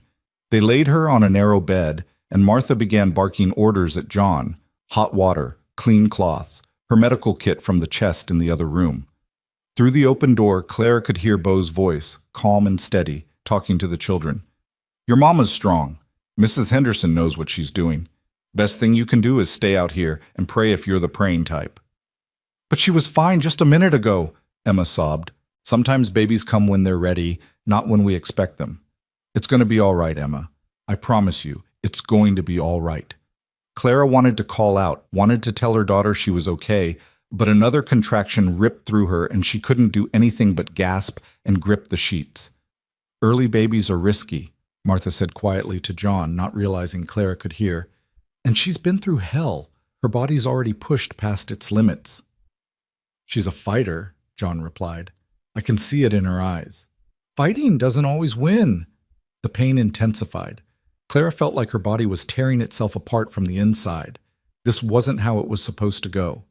She'd delivered Emma and Thomas both, difficult births, but nothing like this. Nothing this violent. Something's wrong, she gasped. Martha, something's wrong. I know, honey, I know. Just breathe. We're going to get through this. Hours blurred together. Clara screamed until her voice was raw. Martha worked with grim determination, her hands gentle but firm. Outside, thunder rumbled, another storm rolling in, or maybe just the echo of the first one that hadn't quite finished with them yet. At some point, Beau appeared in the doorway. Martha tried to shoo him away, but he pushed past her. I've delivered calves, he said shortly, and one foal. If you need an extra pair of hand, I can help. This isn't a barn, Beau Riker. No, it's not. It's Clara fighting for her life and her baby's life. And if I can help, I'm going to. He came to Clara's side, his one hand finding hers. You hear me, Clara? You're not doing this alone. I promised I'd help. That includes this.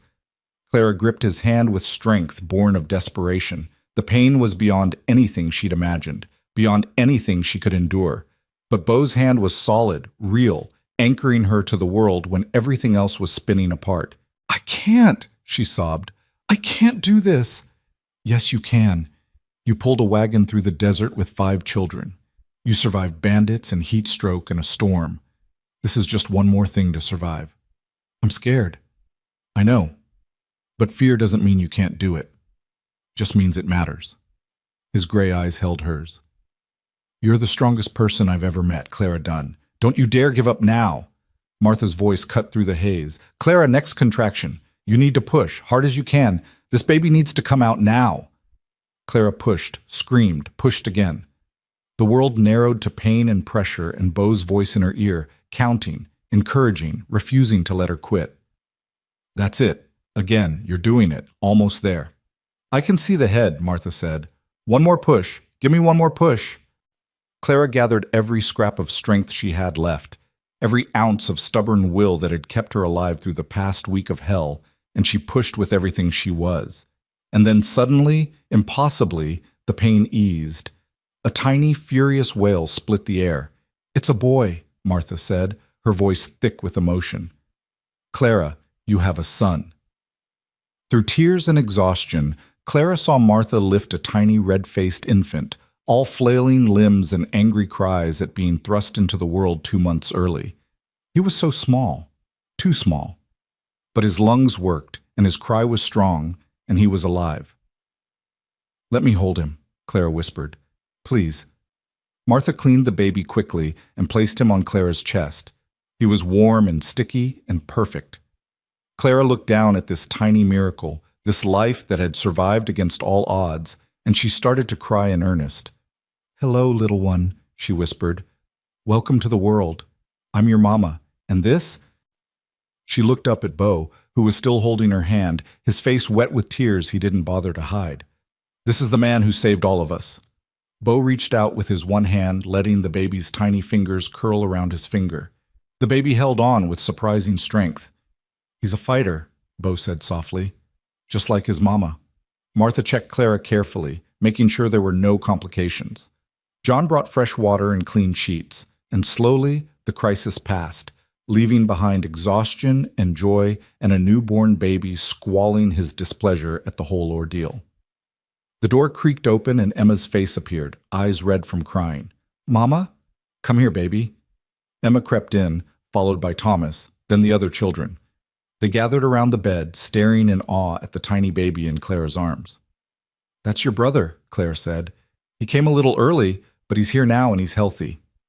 He's so small, Thomas whispered. He'll grow. You were small once, too. What's his name? Lily asked. Clara looked at Beau. She thought about the past week, the desperation, the salvation, the man who'd appeared out of nowhere and refused to let them die. She thought about second chances and new beginnings and the family they were building from broken pieces. Michael, she said finally, honoring her dead husband. Michael Beau. Beau's breath caught. Clara, you don't have to. I want to. Michael was his father, but you. She met his eyes. You gave him a chance to be born. Gave all of us a chance. That deserves to be remembered, too. For a long moment, Beau couldn't speak.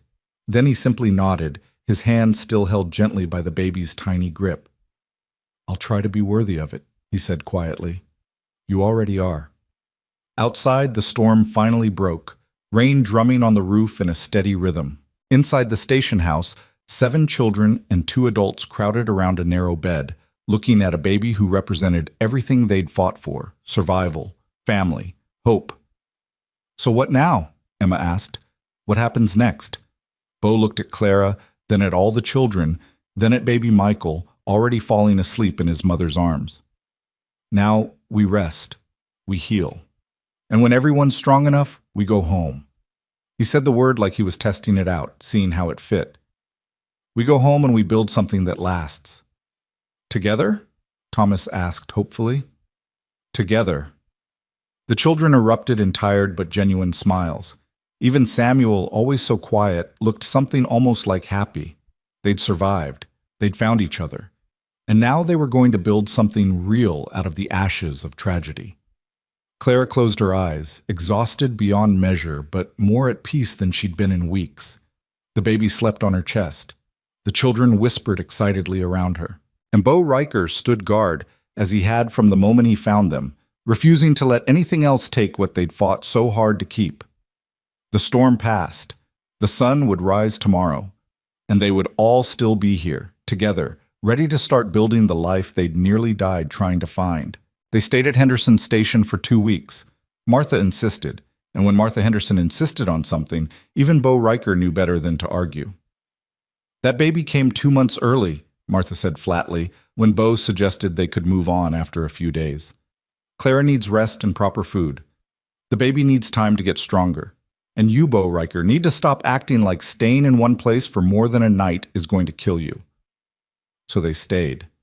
And slowly, impossibly, they began to transform from a collection of survivors into something that resembled a family. Clara spent most of the first week in bed recovering from the brutal delivery. Her body had been pushed past all reasonable limits, and it demanded payment in the form of bone-deep exhaustion and muscles that screamed at the slightest movement.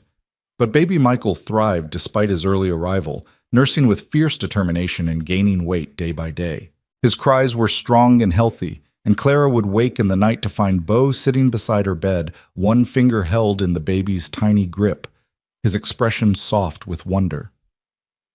"Can't sleep?" she asked one night, her voice barely a whisper to avoid waking the other children sleeping nearby. Beau shrugged. "Sleep and I have never been close friends. War taught me to be a light sleeper. Desert taught me to be a lighter one. You don't have to keep watch anymore. We're safe here." "I know, old habits." He looked down at Michael, who was making small snuffling sounds in his sleep. "He's getting bigger already. Look at his cheeks. Could swear they're fuller than yesterday." Clara smiled. "Martha's been feeding me like I'm 10 people. All that good food goes straight to him." "That's how it should be." Beau gently extracted his finger from the baby's grip and stood. "You need anything? Water? Another blanket?" "I need you to rest too. When's the last time you slept a full night?" "Don't remember. 2 years? 3? He said it like a joke, but Clara heard the truth underneath. This man had spent so long in survival mode that he'd forgotten how to do anything else. "Beau." She waited until he looked at her. "We're safe now. You can let your guard down." "Maybe." He moved toward the door, then paused. "But not yet. Not until I've kept all my promises." He left before Clara could ask what promises he meant, but she thought she understood. Beau Riker was a man who'd spent 3 years running from guilt and failure. Now he'd found something worth staying for, and he was terrified of failing again. The children adapted to station life with the resilience of young things. Martha put them to work on small tasks, gathering eggs from the henhouse, helping with laundry, sweeping floors, and they attacked each job with earnest dedication. Even little Lily, barely 5 years old, insisted on helping Martha knead bread, her small hands working the dough with fierce concentration. "I can help," she told Martha seriously. "I'm not useless." "Of course you're not useless, child. Who told you that you were?" Lily's face crumpled. "The bad man, Mr. Burrow. He said orphans were useless unless someone wanted them. He said we should be grateful anyone would take us at all." Martha's hands stilled in the bread dough. She looked at Lily with eyes that held decades of hard-earned wisdom and no small amount of fury. "That man was a liar and a thief, and he's in jail where he belongs. You listen to me, Lily. You're not useless. You're not unwanted. You are a child who has survived things that would break most grown men. That makes you strong. That makes you valuable. That makes you someone worth keeping. You understand me?" Lily nodded, tears streaming down her face. Martha pulled her into a flowery hug and held her while she cried out grief and fear that had been bottled up too long. Bo watched these small healings happen with quiet attention. He spent his days working, fixing broken things around the station that John had been meaning to get to, chopping wood one-handed with such efficiency that John just shook his head in admiration, training Red and two of John's horses to work together as a team for pulling the wagon. He worked from dawn until well past dark, pushing himself with the same relentless drive that had kept him alive in the desert. "You trying to work yourself to death?" John asked one evening, finding Bo in the barn long after supper, mending harness leather by lantern light. "Just trying to earn our keep." "You earned that the moment you showed up with a dying woman and 6 half-starved children. Everything else is just you being stubborn." John sat down on a hay bale, groaning slightly as his knees protested. "Want to tell me what you're really doing out here every night?" Bo's hand stilled on the leather. "Don't know what you mean." "You're avoiding going inside, avoiding being around all those people, avoiding feeling like part of something." John's voice was gentle but firm. "I recognize the signs, son. I was a soldier too. Different war, but same ghosts. Don't know what ghosts you're talking about. The ones that tell you you don't deserve happiness, that you don't deserve a family, that if you let yourself care about something, it'll be taken away just like everything else was." John leaned forward. "But here's the thing about ghosts, Bo. They can't hurt you unless you let them. And those children in there? That woman who just gave birth? They need you to stop letting the ghosts win." Bo was quiet for a long time. When he finally spoke, his voice was rough. "What if I'm not good enough? What if I fail them like I've failed everyone else? Then you'll fail forward. You'll learn. You'll do better next time. That's what being a father is, failing forward until you figure it out." John stood and put a hand on Bo's shoulder. "You already saved their lives. Now comes the hard part. You have to live with them, build something, stay when things get difficult. That's scarier than any desert or storm." "I don't know how." "None of us do. We just do our best and hope it's enough." John headed toward the barn door, then paused. "Emma asked Martha tonight when you were going to come eat with them.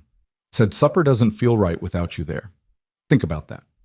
He left Bo alone with the lantern and the leather and the weight of responsibility settling over his shoulders like a physical thing. The next morning, Bo showed up for breakfast. He sat at the long table with Clara and all the children, awkward and uncertain, but present. Emma beamed at him like he'd given her the moon. Thomas immediately started telling him about the chicken egg he'd found that morning, a double yolker, which Martha said was good luck. Even Samuel, still quiet but slowly emerging from his shell, scooted his chair a little closer to Bo's. After breakfast, Bo cleared his throat. "I've been thinking, if we're going to make a go of that homestead, you children need to learn some things. Reading, writing, numbers like your mama said, but also practical things. How to survive out here." "Like what?" Emma asked eagerly. "Like how to find water, how to tell which plants are safe to eat, how to set snares for rabbits, how to handle a horse." He glanced at Clara. "If that's all right with your mama." "More than all right," Clara said. She was sitting in the rocking chair Martha had brought in, Michael nursing contentedly. "They need to learn everything you can teach them." So the lessons began. Every morning after breakfast, Bo would take the children outside and teach them something new. He showed them how to read the sky for coming weather, how to find north by the sun and stars, how to dig for water in dry creek beds. He taught them plant names and which roots were edible.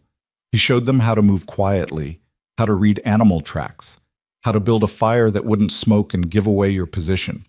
The children absorbed everything with hungry attention.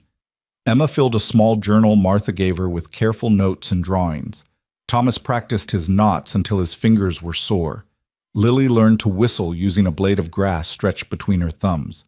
Even baby Grace, now recovering fully from her illness, would watch from Clara's arms with bright, curious eyes. Samuel surprised everyone. The boy who'd been silent for so long began asking questions, tentative at first, then with growing confidence.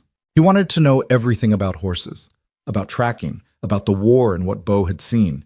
And Bo, uncomfortable with attention at the best of times, found himself answering honestly, sharing stories he'd never told another soul. "Did it hurt?" Samuel asked one afternoon, gesturing to Bo's missing arm. "When they took it off?" "Samuel," Emma gasped, "you can't ask that." "It's all right," Bo said quietly. He sat down on the ground, and the children gathered around him. "Yes, it hurt worse than anything I'd ever felt. They gave me whiskey and a piece of leather to bite on. Then the surgeon took his saw and—" He trailed off, seeing their rapt faces. "Well, it hurt. But you know what hurt worse?" "What?" Thomas whispered. "Waking up and realizing I'd never hold a rifle the same way again, never rope a steer properly, never do half the things I'd built my whole life around." Bo looked at his stump, at the empty sleeve pinned to his shoulder. "I thought I was useless. Thought I was broken beyond fixing." "But you're not useless," Lily said fiercely. "You do everything better with one arm than most people do with two." Took me a long time to learn that. Took me longer to believe it. He met each of their eyes. "You children have all lost things. Parents, homes, the life you thought you'd have. That pain is real and it matters. But losing something doesn't make you broken. It just means you have to learn a new way of being whole." Samuel considered this gravely. Then he climbed into Bo's lap and wrapped his arms around the man's neck. Bo froze, his one arm hovering uncertainly, before slowly closing around the boy's small frame. "I'm glad you found us," Samuel whispered. "Even if it means you lost your old life. I'm glad you're here for our new one." Bo's eyes closed. "Me too, son. Me too." Clara watched from the porch, Michael sleeping against her shoulder, and felt her heart do something complicated in her chest. This strange, damaged man had somehow become essential to all of them, not because he was trying to replace what they'd lost, but because he was offering something new, a different kind of family, built not on blood but on choice and commitment, and the stubborn refusal to give up on each other. By the second week, Clara was strong enough to walk around the station grounds. Martha hovered like a nervous hen, but Clara insisted she needed to move, needed to feel like herself again. She carried Michael in a sling Martha had made, keeping him close while she slowly regained her strength. One afternoon, she found Bo behind the barn, working with Red and John's 2 horses. He'd rigged up a makeshift harness system and was teaching the animals to work together, moving in unison to pull a heavy log across the ground. "That's impressive," Clara said. Bo glanced over, then returned his attention to the horses. "They need to learn to work as a team if we're going to make the homestead work. Can't have them fighting each other when there's plowing to be done." "I meant you. It's impressive what you can do." He shrugged uncomfortably. "Just making use of what I've got." Clara came closer, adjusting Michael's sling. "Martha told me you've been working 16-hour days, every day since we got here." "Lots to do." "Bo." She waited until he looked at her. "Why are you working yourself into the ground?" "I'm not." "Yes, you are. You barely sleep, you barely eat. You work until you're ready to drop, then you work some more." Her voice was gentle but insistent. "What are you trying to prove?"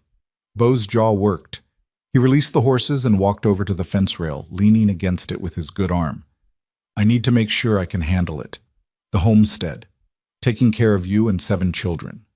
Building something that lasts. I need to know I'm capable." "You already proved you're capable." You got us here alive.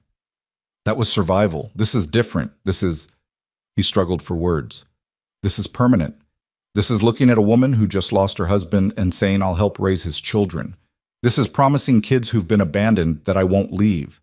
This is taking on responsibility I never wanted and don't know if I can handle. So you're testing yourself. I'm making sure I won't fail. Clara shifted Michael to her other shoulder and came to stand beside Bo at the fence. You want to know what I see when I look at you? Probably a one-armed drifter who doesn't know what he's gotten himself into. I see a man who stopped when everyone else would have kept riding. I see a man who carried 5 children through a storm while lying in the mud to keep them dry. I see a man who held my hand while I gave birth and didn't flinch once. She turned to face him fully. I see the man who's going to help me raise these children. Not because he has to, because he chooses to. Bo's throat worked. What if I'm not enough? What if you are? They stood in silence for a moment, watching the horses graze peacefully in the afternoon sun. Michael made a small sound and Bo automatically reached over to adjust the sling, his rough fingers gentle against the baby's soft head. He looks like his father, Bo said quietly. Got Michael's nose, his chin. But he's got my stubbornness, and maybe a little of yours too. Clara smiled. He wouldn't have survived without you. None of us would have. You would have found a way. Maybe, or maybe we would have died in that desert and no one would have ever known what happened to us. She put her hand over his where it rested on the baby's head. I meant what I said about his name, Michael Bo. One man gave him life, the other gave him a chance to live it. Both matter equally. Bo looked at her hand on his, then up at her face. Something passed between them. Not romance, not yet, but understanding. Recognition. The acknowledgement that they were in this together now, whatever this turned out to be. I'm going to make mistakes, he said. We all are. I'm going to disappoint you sometimes. I'll disappoint you too. I have nightmares. Bad ones. I wake up fighting sometimes. Then we'll make sure the children know to wake you from a distance. Clara squeezed his hand. Bo, I'm not asking you to be perfect. I'm asking you to be present, to show up, to try. That's all any of us can do. He nodded slowly. I can do that. Good. Because Martha says we can move to the homestead in 3 days. The baby's strong enough, I'm strong enough, and we've imposed on the Hendersons long enough. Time to start building our life. Our life, Bo repeated, testing the words. Then, so quietly Clara almost missed it. Yeah, our life. The next 3 days were a flurry of preparation.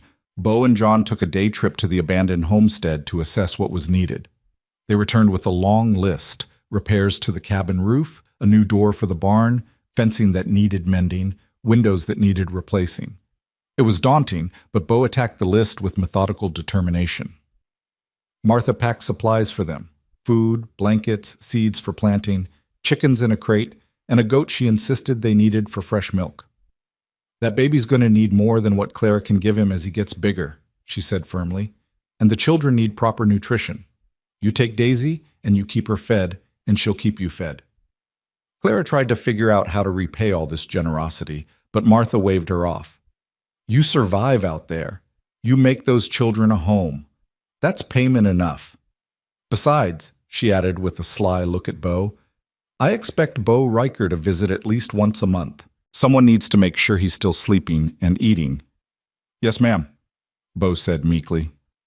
On the morning they left, all the children gathered around the wagon, now repaired and reinforced, loaded with supplies and pulled by a 3-horse team Bo had trained to perfection. Emma held baby Grace. Thomas had baby Michael in a sling across his chest, walking carefully to keep the infant steady. Samuel and Lily helped Bo do final checks on the harness and supplies. John Henderson shook Bo's hand. You take care of them. With my life? I know you will. That's why I'm not worried. John looked at the motley group: pregnant widow, newborn, 6 children, one-armed cowboy. You know what you look like? A disaster waiting to happen? A family. John clapped him on the shoulder. Might be the strangest family I've ever seen, but that's what you are. Own it. Martha hugged each child, then Clara, Then, to everyone's surprise, Bo, "You come back if you need anything. And I mean anything. This desert's harsh, but people don't have to be."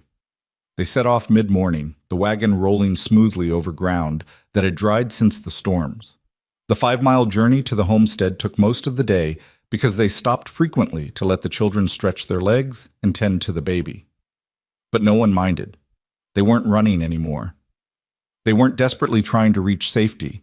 They were simply traveling toward home. The homestead appeared as the sun began its descent toward the horizon. It sat in a small valley with hills rising on 3 sides, protecting it from the worst winds. A creek ran along the eastern edge, its banks lined with cottonwood trees that provided blessed shade. The cabin was small but solid, built from local stone with a wooden roof that showed gaps where shingles had blown away. The barn was larger, also stone, with space for animals and storage.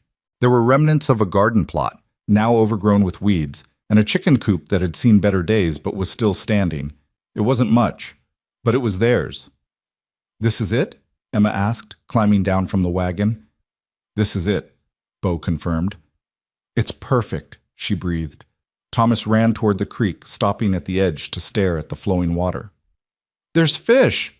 I saw one. Can we catch them?" "We'll learn how," Bo promised. Clara stood holding Michael, looking at the cabin that would be their home. It needed work, a lot of work, but she could see the potential. She could imagine the garden in full bloom, chickens pecking in the yard, children playing by the creek. She could imagine life here, real life, not just survival, but actual living. "What do you think?" Bo asked quietly. "I think it's going to be hard. Probably. I think we're going to make mistakes. Definitely. I think—" Clara looked at all the children exploring their new home with wonder and excitement.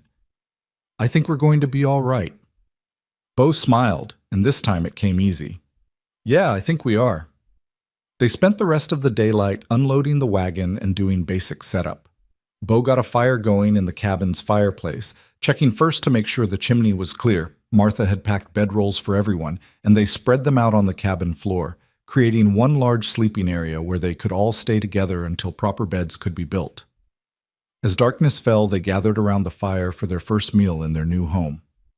It was simple, beans and cornbread cooked over the flames, but it tasted like victory. "Can I say something?" Emma asked, her voice serious. "Of course," Clara said. Emma stood up, her thin shoulders squared with determination. "I know we've all lost people, our papas, some of our mamas, everything we had before. But we didn't lose each other.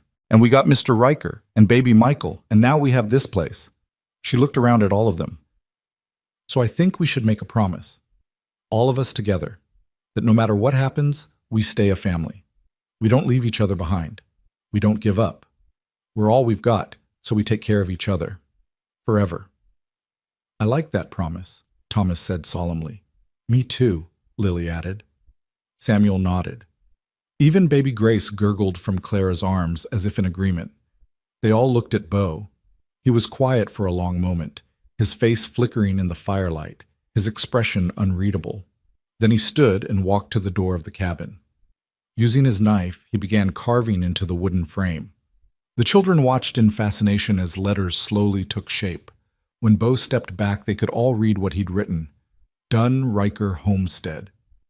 We leave no one behind." "There," he said, his voice rough with emotion. "Now it's official. This is our place. We're a family, and we keep our promises." Emma threw her arms around him. Then Thomas did.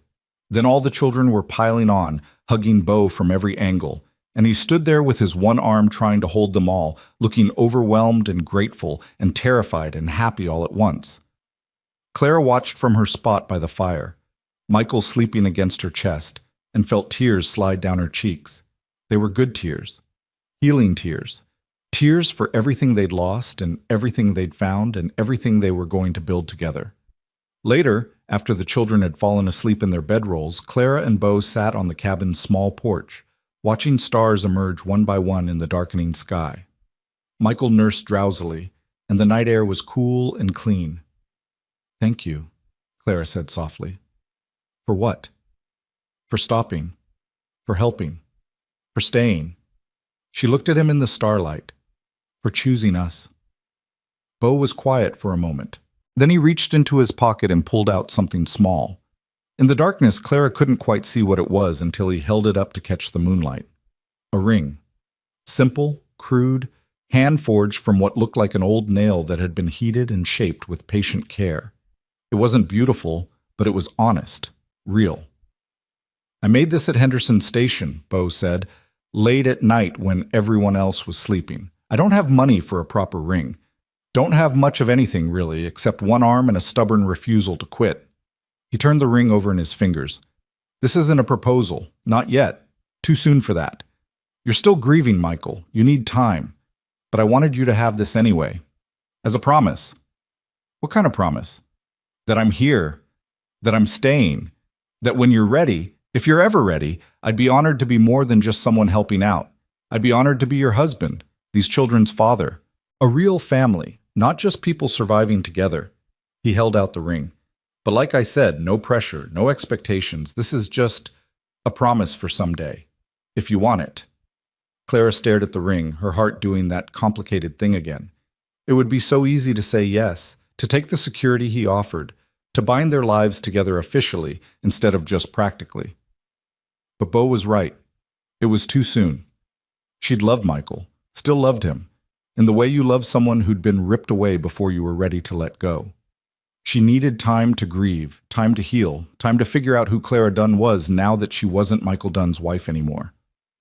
I can't wear it yet, she said quietly, but I don't want you to keep it either. What do you want? Clara thought for a moment, then reached up and untied the cord from around her neck, the same cord she'd been using to hold her wedding band.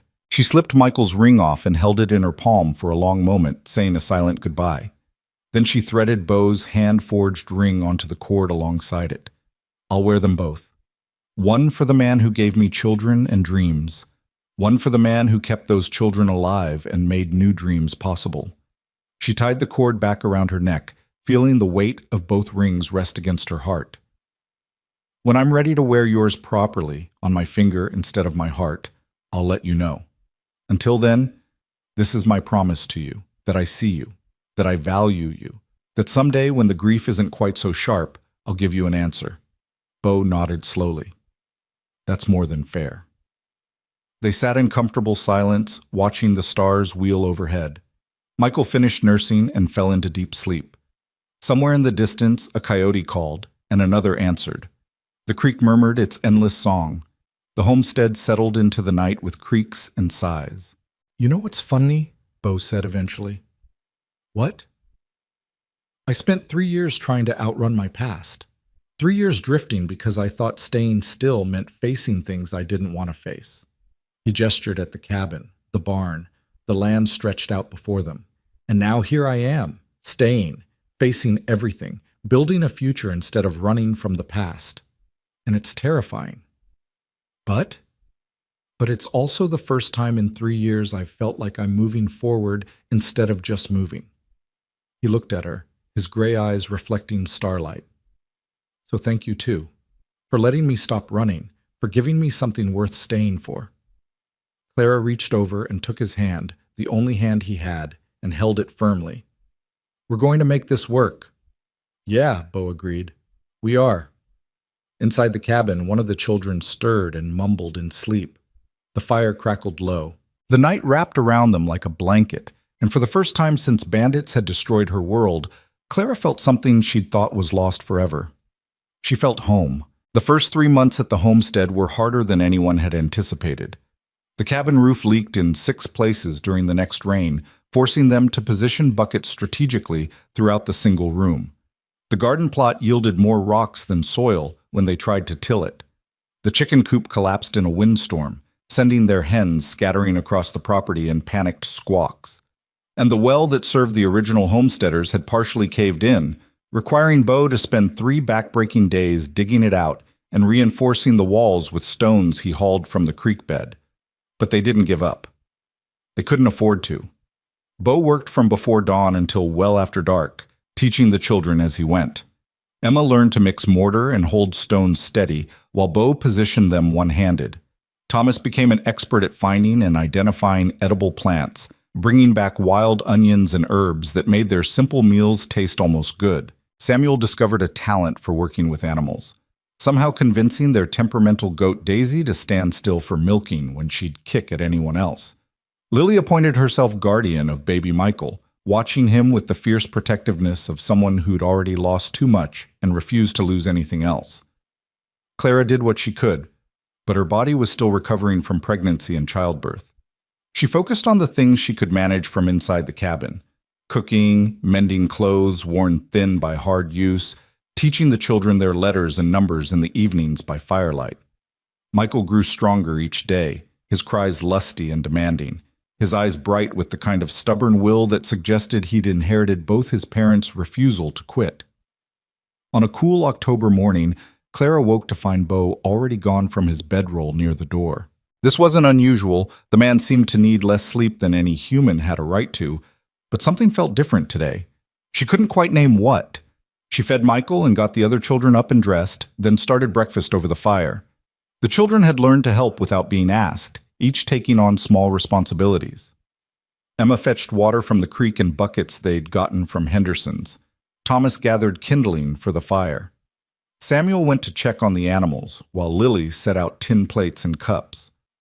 They were halfway through breakfast when they heard it, the sound of wagon wheels and horses, multiple horses, coming up the trail toward the homestead. Emma's face went white. "Mama?" "Stay inside," Clara said, her heart hammering. She handed Michael to Lily and moved to the door, trying to see who was approaching. "Please don't let it be trouble. Please don't let it be men with guns or badges or paperwork trying to take her children away." But when the wagon came into view, Clara nearly collapsed with relief. It was John and Martha Henderson, along with 3 other men she didn't recognize. And leading them all on horseback was Beau, looking pleased with himself in a way she'd never seen before. "Morning," Martha called out cheerfully as the wagon pulled to a stop. "We brought help." The children poured out of the cabin, drawn by the commotion. Clara followed more slowly, Michael back in her arms, trying to understand what was happening. "Help?" she asked. "Barn raising," John explained, climbing down from the wagon. "Beau came by Henderson's 2 days ago and mentioned your barn roof was about to collapse. Can't have that with winter coming on. So we rounded up some neighbors and here we are." "But we can't pay." "Nobody's asking you to pay," one of the other men said. He was perhaps 60, with a weathered face and kind eyes. "Name's Robert Chen. My wife was in your wagon train. She died with the others." Clara's breath caught. "Mrs. Chen, I'm so sorry. I tried to—" "You buried her proper. Beau told me. Said you gave her words and dignity when you barely had the strength to stand." Robert's voice was thick. "That's worth more than money, ma'am. Let us help. It's the least we can do." The other 2 men introduced themselves. Brothers named Jack and William Morrison, who ran a cattle operation 20 miles south. They'd heard about the family from Martha and had decided that neighborly was more important than busy. "Besides," Jack said with a grin, "we've been curious about the one-armed cowboy who supposedly pulled a wagon through a storm and delivered a baby in the same night. Figured we should meet the legend." Beau looked embarrassed. "Martha's been telling stories again." "True stories," Martha said firmly. She started unloading supplies from the wagon: lumber, nails, tar paper, tools. "Now stop standing around looking pretty and get to work. We've got a barn to fix." What followed was one of the most remarkable days Clara had ever witnessed. The men worked together with practiced efficiency, tearing down the rotted sections of the barn roof and replacing them with new lumber. Beau directed the work one-handed, climbing up on the roof beams with the fearlessness of someone who'd long since accepted that falling was always a possibility. The children helped where they could, passing up tools and nails, holding boards steady, fetching water for the workers. Martha set up a cooking station outside and recruited Clara to help prepare food for the crew. As they worked side by side, Clara found herself talking, really talking, for the first time since Michael's death. "I keep waiting for it to feel real," she said quietly, kneading dough for biscuits. "The homestead, the children, this life. It still feels like something that might disappear if I blink." "That's grief talking," Martha said gently. "You lost your husband, your friends, everything you planned for. It's going to take time for this new life to feel solid. How much time? Different for everyone. But I'll tell you something, Bo Riker's not going anywhere. That man looks at you and those children like you're the reason the sun comes up. Whatever happens, you've got him in your corner. Clara glanced over at Bo, who was balanced on a roof beam, guiding Jack Morrison through a complex joint. He's a good man. He's more than good. He's loyal down to his bones. The kind of man who stays when everyone else runs. Martha paused in her work. You still wearing both rings? Clara's hand went automatically to the cord around her neck, feeling the shape of both rings beneath her dress. Yes. And when do you think you'll be ready to choose just one?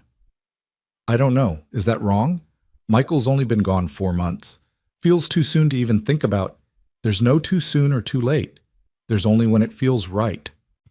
Martha covered Clara's flour-dusted hand with her own.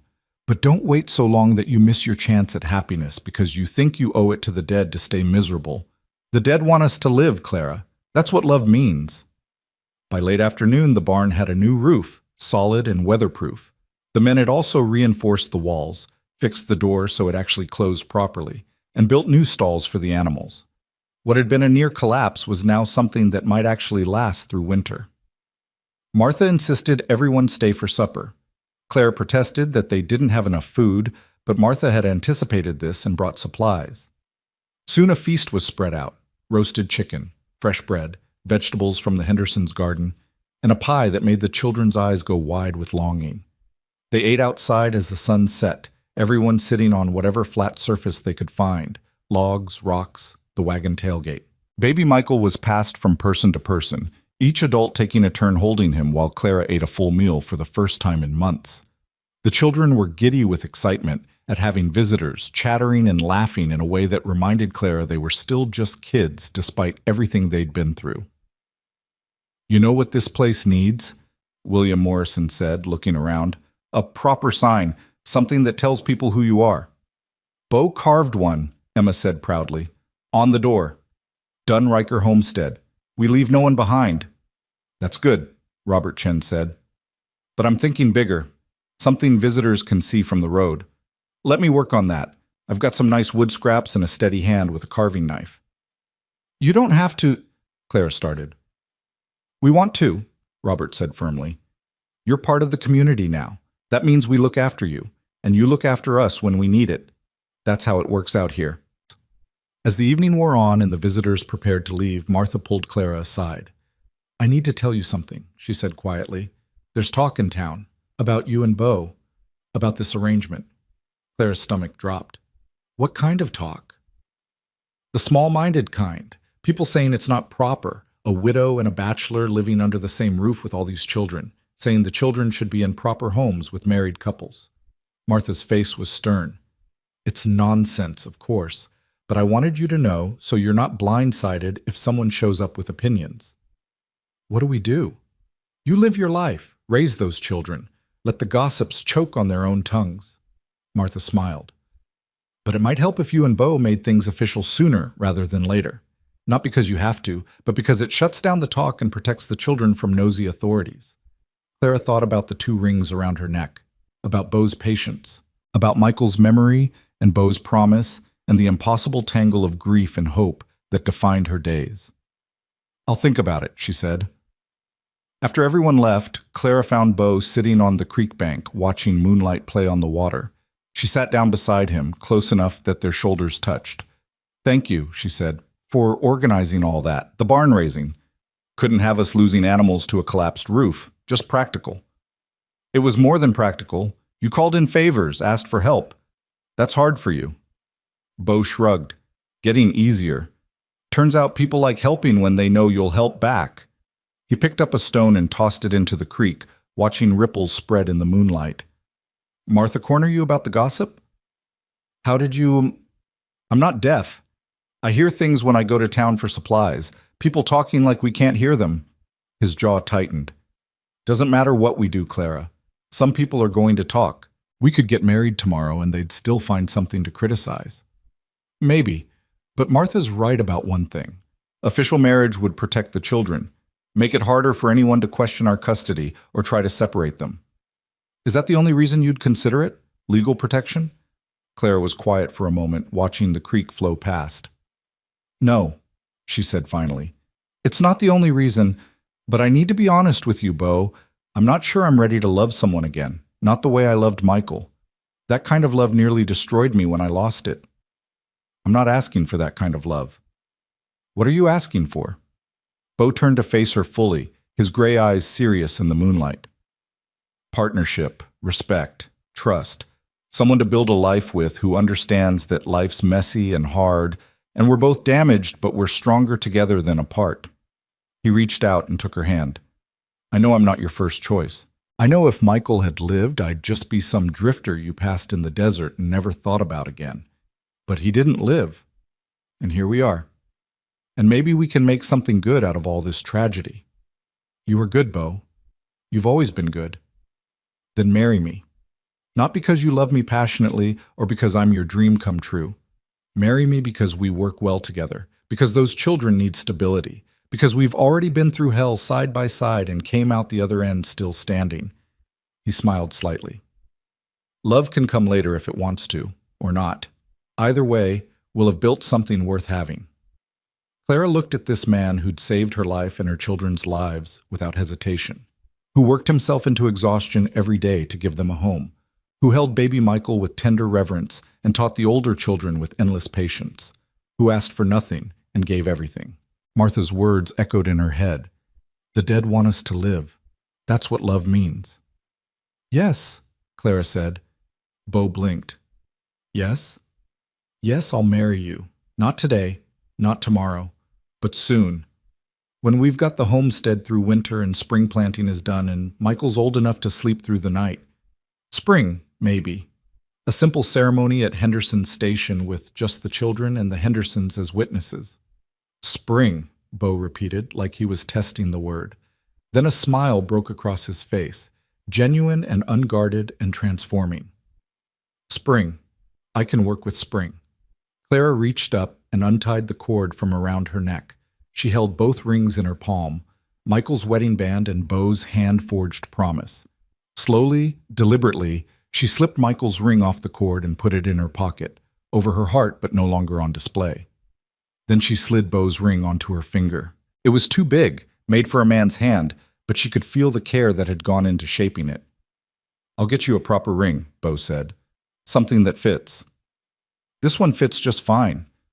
It's honest, like you. Clara leaned over and kissed his cheek, chaste and gentle. Thank you for waiting, for not pushing. I'd wait 10 years if that's what you needed. Let's hope it doesn't take that long. They sat by the creek until the cold drove them inside, talking about spring planting and what animals they might buy and whether they should add a room to the cabin before the baby arrived. Because that was their reality now, practical discussions about building a life, one decision at a time. Winter came hard and fast, but they were ready. The barn was solid. The cabin roof no longer leaked. They'd stored enough food to see them through, and Beau had taught the children how to set trap lines for rabbits and squirrels to supplement their supplies. The creek froze at the edges but kept flowing in the middle, providing water even in the coldest months. The children thrived. Emma grew 3 inches and became Beau's right hand, able to anticipate what he needed before he asked. Thomas lost 2 baby teeth and started reading chapter books aloud to the younger children by firelight. Samuel came completely out of his shell, chattering nonstop about horses and asking if maybe they could get another one in the spring. Lily taught herself to sew, mending clothes with tiny, careful stitches. And baby Grace, now a toddler, took her first steps on Christmas morning, stumbling from Clara's arms to Beau's with a triumphant squeal. Michael grew fat and happy, his baby smiles coming early and often. He had a particular fondness for Beau, reaching for him whenever the man came near, fussing when anyone else tried to hold him but settling instantly in Beau's one arm. He knows you're safe, Clara said one night, watching Beau pace the cabin with the fussy baby. Either that or he just likes the beard. Babies are weird about beards. No, he knows. Children always know. In February, Robert Chen made good on his promise and delivered a hand-carved sign, 3 feet wide, letters burned deep into seasoned wood. Dunn Riker Homestead, it proclaimed in bold letters, with "We leave no one behind" carved smaller beneath. Bo and the children installed it at the entrance to their property, visible from the main trail. Emma insisted on a small ceremony, with everyone gathered around as Bo hammered the final nail. "This is our home," Emma said solemnly, "forever and ever." "Forever and ever," the other children echoed. March brought the first hints of spring, green shoots pushing through winter-brown grass, migratory birds returning from the south, the creek swelling with snowmelt from the distant mountains. Bo and the children began preparing the garden plot, working the soil until it was soft and ready for planting. They'd acquired seeds from Henderson's station, vegetables, herbs, even a few flowers that Emma desperately wanted. And then, on a warm April morning, Clara woke to find the cabin decorated with wildflowers. They were everywhere, in mason jars on the table, tucked into the cracks between stones in the wall, woven into a crown that someone had left on her pillow. Emma appeared in the doorway, grinning. "Mr. Riker says today's the day. If you're ready." Clara's heart skipped. The day? The wedding day. We've been planning it for weeks. While you were busy with the baby, we got everything ready. Emma bounced on her toes. "The Hendersons are coming, and Mr. Chen and the Morrison brothers, and there's a cake. Well, Martha made the cake because we don't know how, but we helped. Please say you're ready, Mama. Mr. Riker's been checking his hair in the water bucket for an hour." Clara started laughing. Of course Bo had organized this. The man who claimed to be terrible with people had somehow arranged an entire wedding without her knowing. "Tell Mr. Riker I'll be ready in an hour," she said. The children scattered with excited whispers.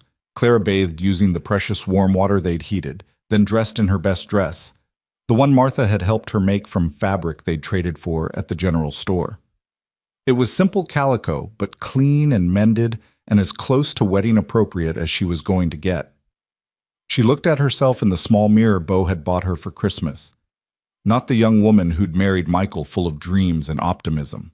Not the desperate widow who'd nearly died in the desert. Someone in between, older, scarred by loss but healing. Someone who'd learned that life went on, and sometimes that was enough. The ceremony took place under the cottonwood trees by the creek. Martha had strung flowers through the branches. John Henderson had cleaned up and was wearing an actual tie. The children were scrubbed and combed and vibrating with barely contained excitement. And Bo stood waiting, wearing clothes Clara had never seen before, must have bought them on one of his trips to town, looking uncomfortable but determined. There was no preacher. John Henderson, as a justice of the peace, could perform the legal ceremony, and that was enough. They didn't need grand promises or poetic vows. They needed something real. John kept it simple. Marriage is more than romance. It's partnership. It's choosing to face life's hardships together. It's building something bigger than yourself. Bo, Clara, you've already proven you can survive together. Now you're promising to live together. That's a different challenge, but I suspect you're up for it. "I am," Bo said firmly. "I am," Clara echoed. "Then by the authority vested in me by the territory of Arizona, I pronounce you husband and wife. Bo, you may kiss your bride." Bo looked panicked for a moment, like this part hadn't occurred to him. Clara smiled and stepped forward, kissing him gently. It wasn't passionate. It wasn't the kind of kiss that made the world disappear, but it was warm and honest and full of promise, and that was better than passion. The children erupted in cheers. Martha dabbed at her eyes with a handkerchief. John clapped Bo on the back hard enough to make him stumble. And just like that, Clara Dunn became Clara Riker, and their makeshift family became official in the eyes of the law and God and anyone who cared to judge. The celebration lasted all day. They ate Martha's cake, 3 layers of honey sweetness that the children attacked with abandon. The Morrison brothers produced a fiddle and harmonica, and there was dancing in the grass, clumsy and joyful. Robert Chen gave them a pair of chickens as a wedding present, which Samuel immediately named Frederick and Victoria and swore to protect with his life. As evening fell and their guests prepared to leave, Emma pulled Clara aside. "Are you happy, Mama?" she asked quietly. Clara looked around, at the homestead they'd built from nothing, at the children playing tag in the fading light, at Bo laughing at something John Henderson said while baby Michael dozed in his arms, at the life they'd cobbled together from tragedy and stubbornness and the refusal to give up. "Yes," she said, surprised to find it was true. "Yes, baby, I am." Good, because we like it here. We like being a family. All of us together. Me too. That night, after the children had finally collapsed into sleep and the visitors had gone home and the homestead had settled into quiet, Clara and Beau sat outside under stars so bright they seemed close enough to touch. I built you something, Beau said.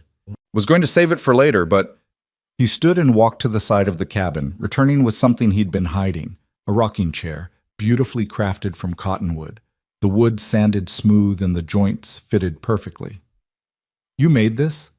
Clara ran her hand over the armrest, marveling at the craftsmanship. When?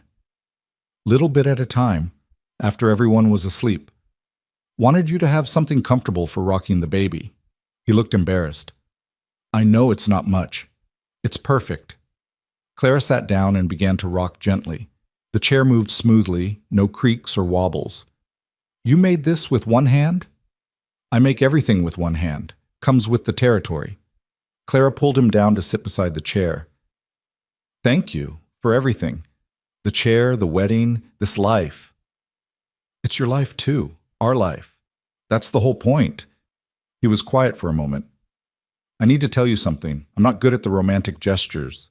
I won't bring you flowers every week or write you poetry. I'm going to forget important dates and say the wrong thing and disappoint you sometimes. I know.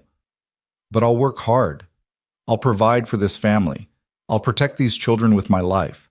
I'll be faithful and steady and present. That's what I can offer. Is it enough?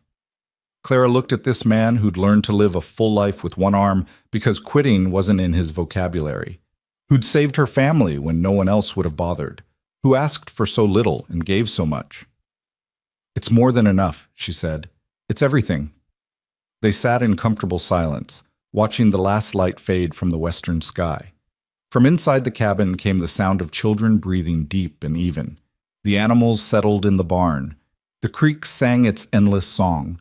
And the homestead, their homestead, stood solid against the night. Months passed into years, marked by seasons and harvests, and the slow accumulation of a life built day by day. The children grew. Emma became a young woman, serious and capable, taking on more responsibility as Clara needed it. Thomas developed a passion for building things, constantly constructing elaborate contraptions from wood and rope. Samuel got his horse, a gentle mare they named Patience, and spent every free moment learning to ride. Lily discovered a talent for growing things, turning their garden into something remarkable. Grace lost her baby roundness and became a whirlwind of energy and questions. Michael thrived, growing strong and curious, following Beau around like a devoted shadow. When he was 3, he started calling Beau Papa, with the casual certainty of a child who'd never known anything different. Clara's heart clenched the first time she heard it, but Beau handled it with characteristic steadiness. I'm honored, he told Michael seriously. But you should know about your other papa too. The man your mama loved first. The man who gave you his name. So they told Michael stories about the first Michael Dunn, his bravery, his dreams, his love for his family. They made sure he knew that having 2 fathers, one in memory and one in life, didn't diminish either. It meant he was loved twice over. 2 years after their wedding, Clara gave birth to another baby, a girl they named Martha Rose, after the woman who'd helped them and in honor of new beginnings. Beau delivered this one too, since Dr. Foster from town couldn't make it through a spring storm. He handled it with the same calm competence he brought to everything, though Clara noticed his hand shook afterward when he thought no one was looking. You all right? She asked, watching him pace with the newborn. I keep thinking about what could go wrong. What if I'd made a mistake? What if something had happened to you or the baby? He looked at Martha Rose with an expression of mingled terror and wonder. I've got too much to lose now, Clara. That scares me more than anything. I used to think I had nothing to lose, Clara said quietly. After Michael died, after the desert nearly killed us, I thought I'd already lost everything that mattered. But then I realized I had everything to gain. You, this family, this life. And yes, it's terrifying because we could lose it. But that's what makes it worth having. Beau sat down beside her, cradling Martha Rose with the practiced ease of a man who'd held many babies. When did you get so wise? Somewhere between pulling a wagon through hell and marrying a stubborn cowboy. She leaned her head on his shoulder. We're going to be fine, Bo. All of us. Together. And they were. The homestead prospered. Their garden fed them and provided surplus to trade. Bo's reputation as a horse trainer spread, bringing customers who paid good money for his expertise. The children grew healthy and educated, thanks to lessons from Clara and practical training from Bo. They added rooms to the cabin as the family grew, then a second barn when the first became too crowded with animals. The gossips eventually found someone else to talk about. The community came to accept the Rikers for what they were, a family that didn't fit traditional molds but worked anyway. And anyone who questioned their legitimacy only had to visit the homestead once to see 7 thriving children and 2 parents who'd built something real from nothing. On their 5th wedding anniversary, Clara found Bo at the creek, in the same spot where he'd proposed. She sat beside him, still holding that space of comfortable silence they'd developed over the years.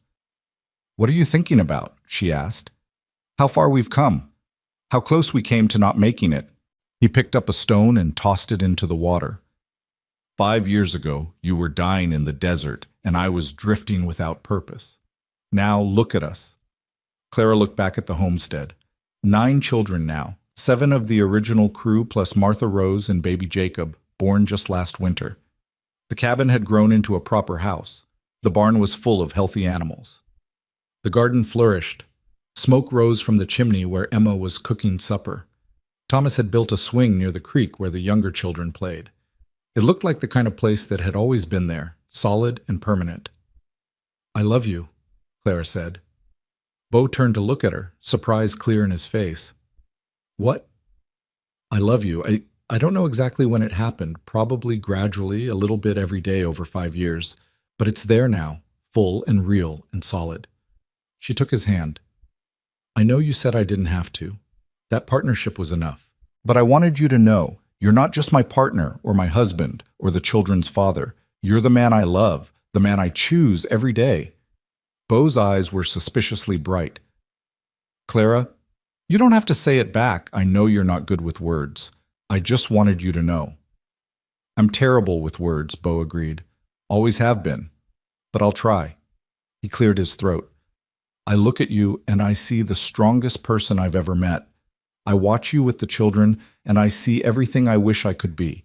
Patient, kind, endlessly giving. I wake up every morning grateful you're beside me, and I go to sleep every night hoping I was worthy of another day." He cupped her face with his hand. "I don't know if that's love. I don't know if I'm capable of the kind of love you deserve. But if love means wanting to give someone everything you are and everything you have, then yes. I love you. Have for years, probably since I watched you refuse to give up in that desert. They kissed, long and deep and full of 5 years' worth of partnership turning into something more. When they pulled apart, Clara was crying, but they were happy tears. "We should get back," she said. "Emma's making supper and she'll be annoyed if we're late." "Let her be annoyed for 5 more minutes." Bo pulled Clara close, wrapping his arm around her. "I want to remember this moment, this feeling, this place, the exact spot where I stopped drifting and started living." So they sat by the creek as the sun set, watching light paint the sky in shades of gold and red and purple. Behind them, their children's laughter floated on the evening air. The homestead stood solid and welcoming, and 2 people who'd been broken by life and put back together by stubbornness, and each other held on tight to what they'd built. Years later, when the children were grown and starting families of their own, when the homestead had expanded to include additional buildings and more land, when Bo's hair had gone gray and Clara's hands were gnarled from decades of hard work, they would still sit by that creek and remember. They'd remember the desert that nearly killed them, the storm that tested them, the choices that saved them. They'd remember building a life one decision at a time, one day at a time, one act of stubborn refusal to quit at a time. But most of all, they'd remember that moment when everything changed. When Clara Dunn, 7 months pregnant and dying of thirst, looked up to see a one-armed cowboy on horseback. When Bo Riker, drifting and purposeless, made the choice to stop instead of riding past. That single choice, to stop, to help, to stay, had created everything that followed. 7 children raised to adulthood, 2 more born into love and security. A homestead that lasted generations. A family that proved blood wasn't the only thing that bound people together. And it all started with 4 simple words that changed everything. You're coming with me. Emma would tell her own children that story someday, sitting in the same rocking chair Bo had built for Clara all those years ago. She'd tell them about the desert and the storm and the man who saved them all. She'd tell them about stubbornness and love and the power of refusing to walk past someone who needs help. And she'd end the story the same way every time, with the words carved into the old sign that still stood at the entrance to the homestead, worn by weather but still legible. Dunn Riker Homestead. We leave no one behind, because that was their legacy. Not the land or the buildings or the wealth they'd accumulated. Their legacy was simpler and more profound. They'd proven that family wasn't about who you started with, but who you refused to quit on, who you chose to build a life with day after difficult day, through desert and storm, and all the challenges life threw at you. They'd proven that sometimes salvation came as a stubborn man with one arm who simply refused to let anyone else die on his watch. And sometimes that was miracle enough. The end.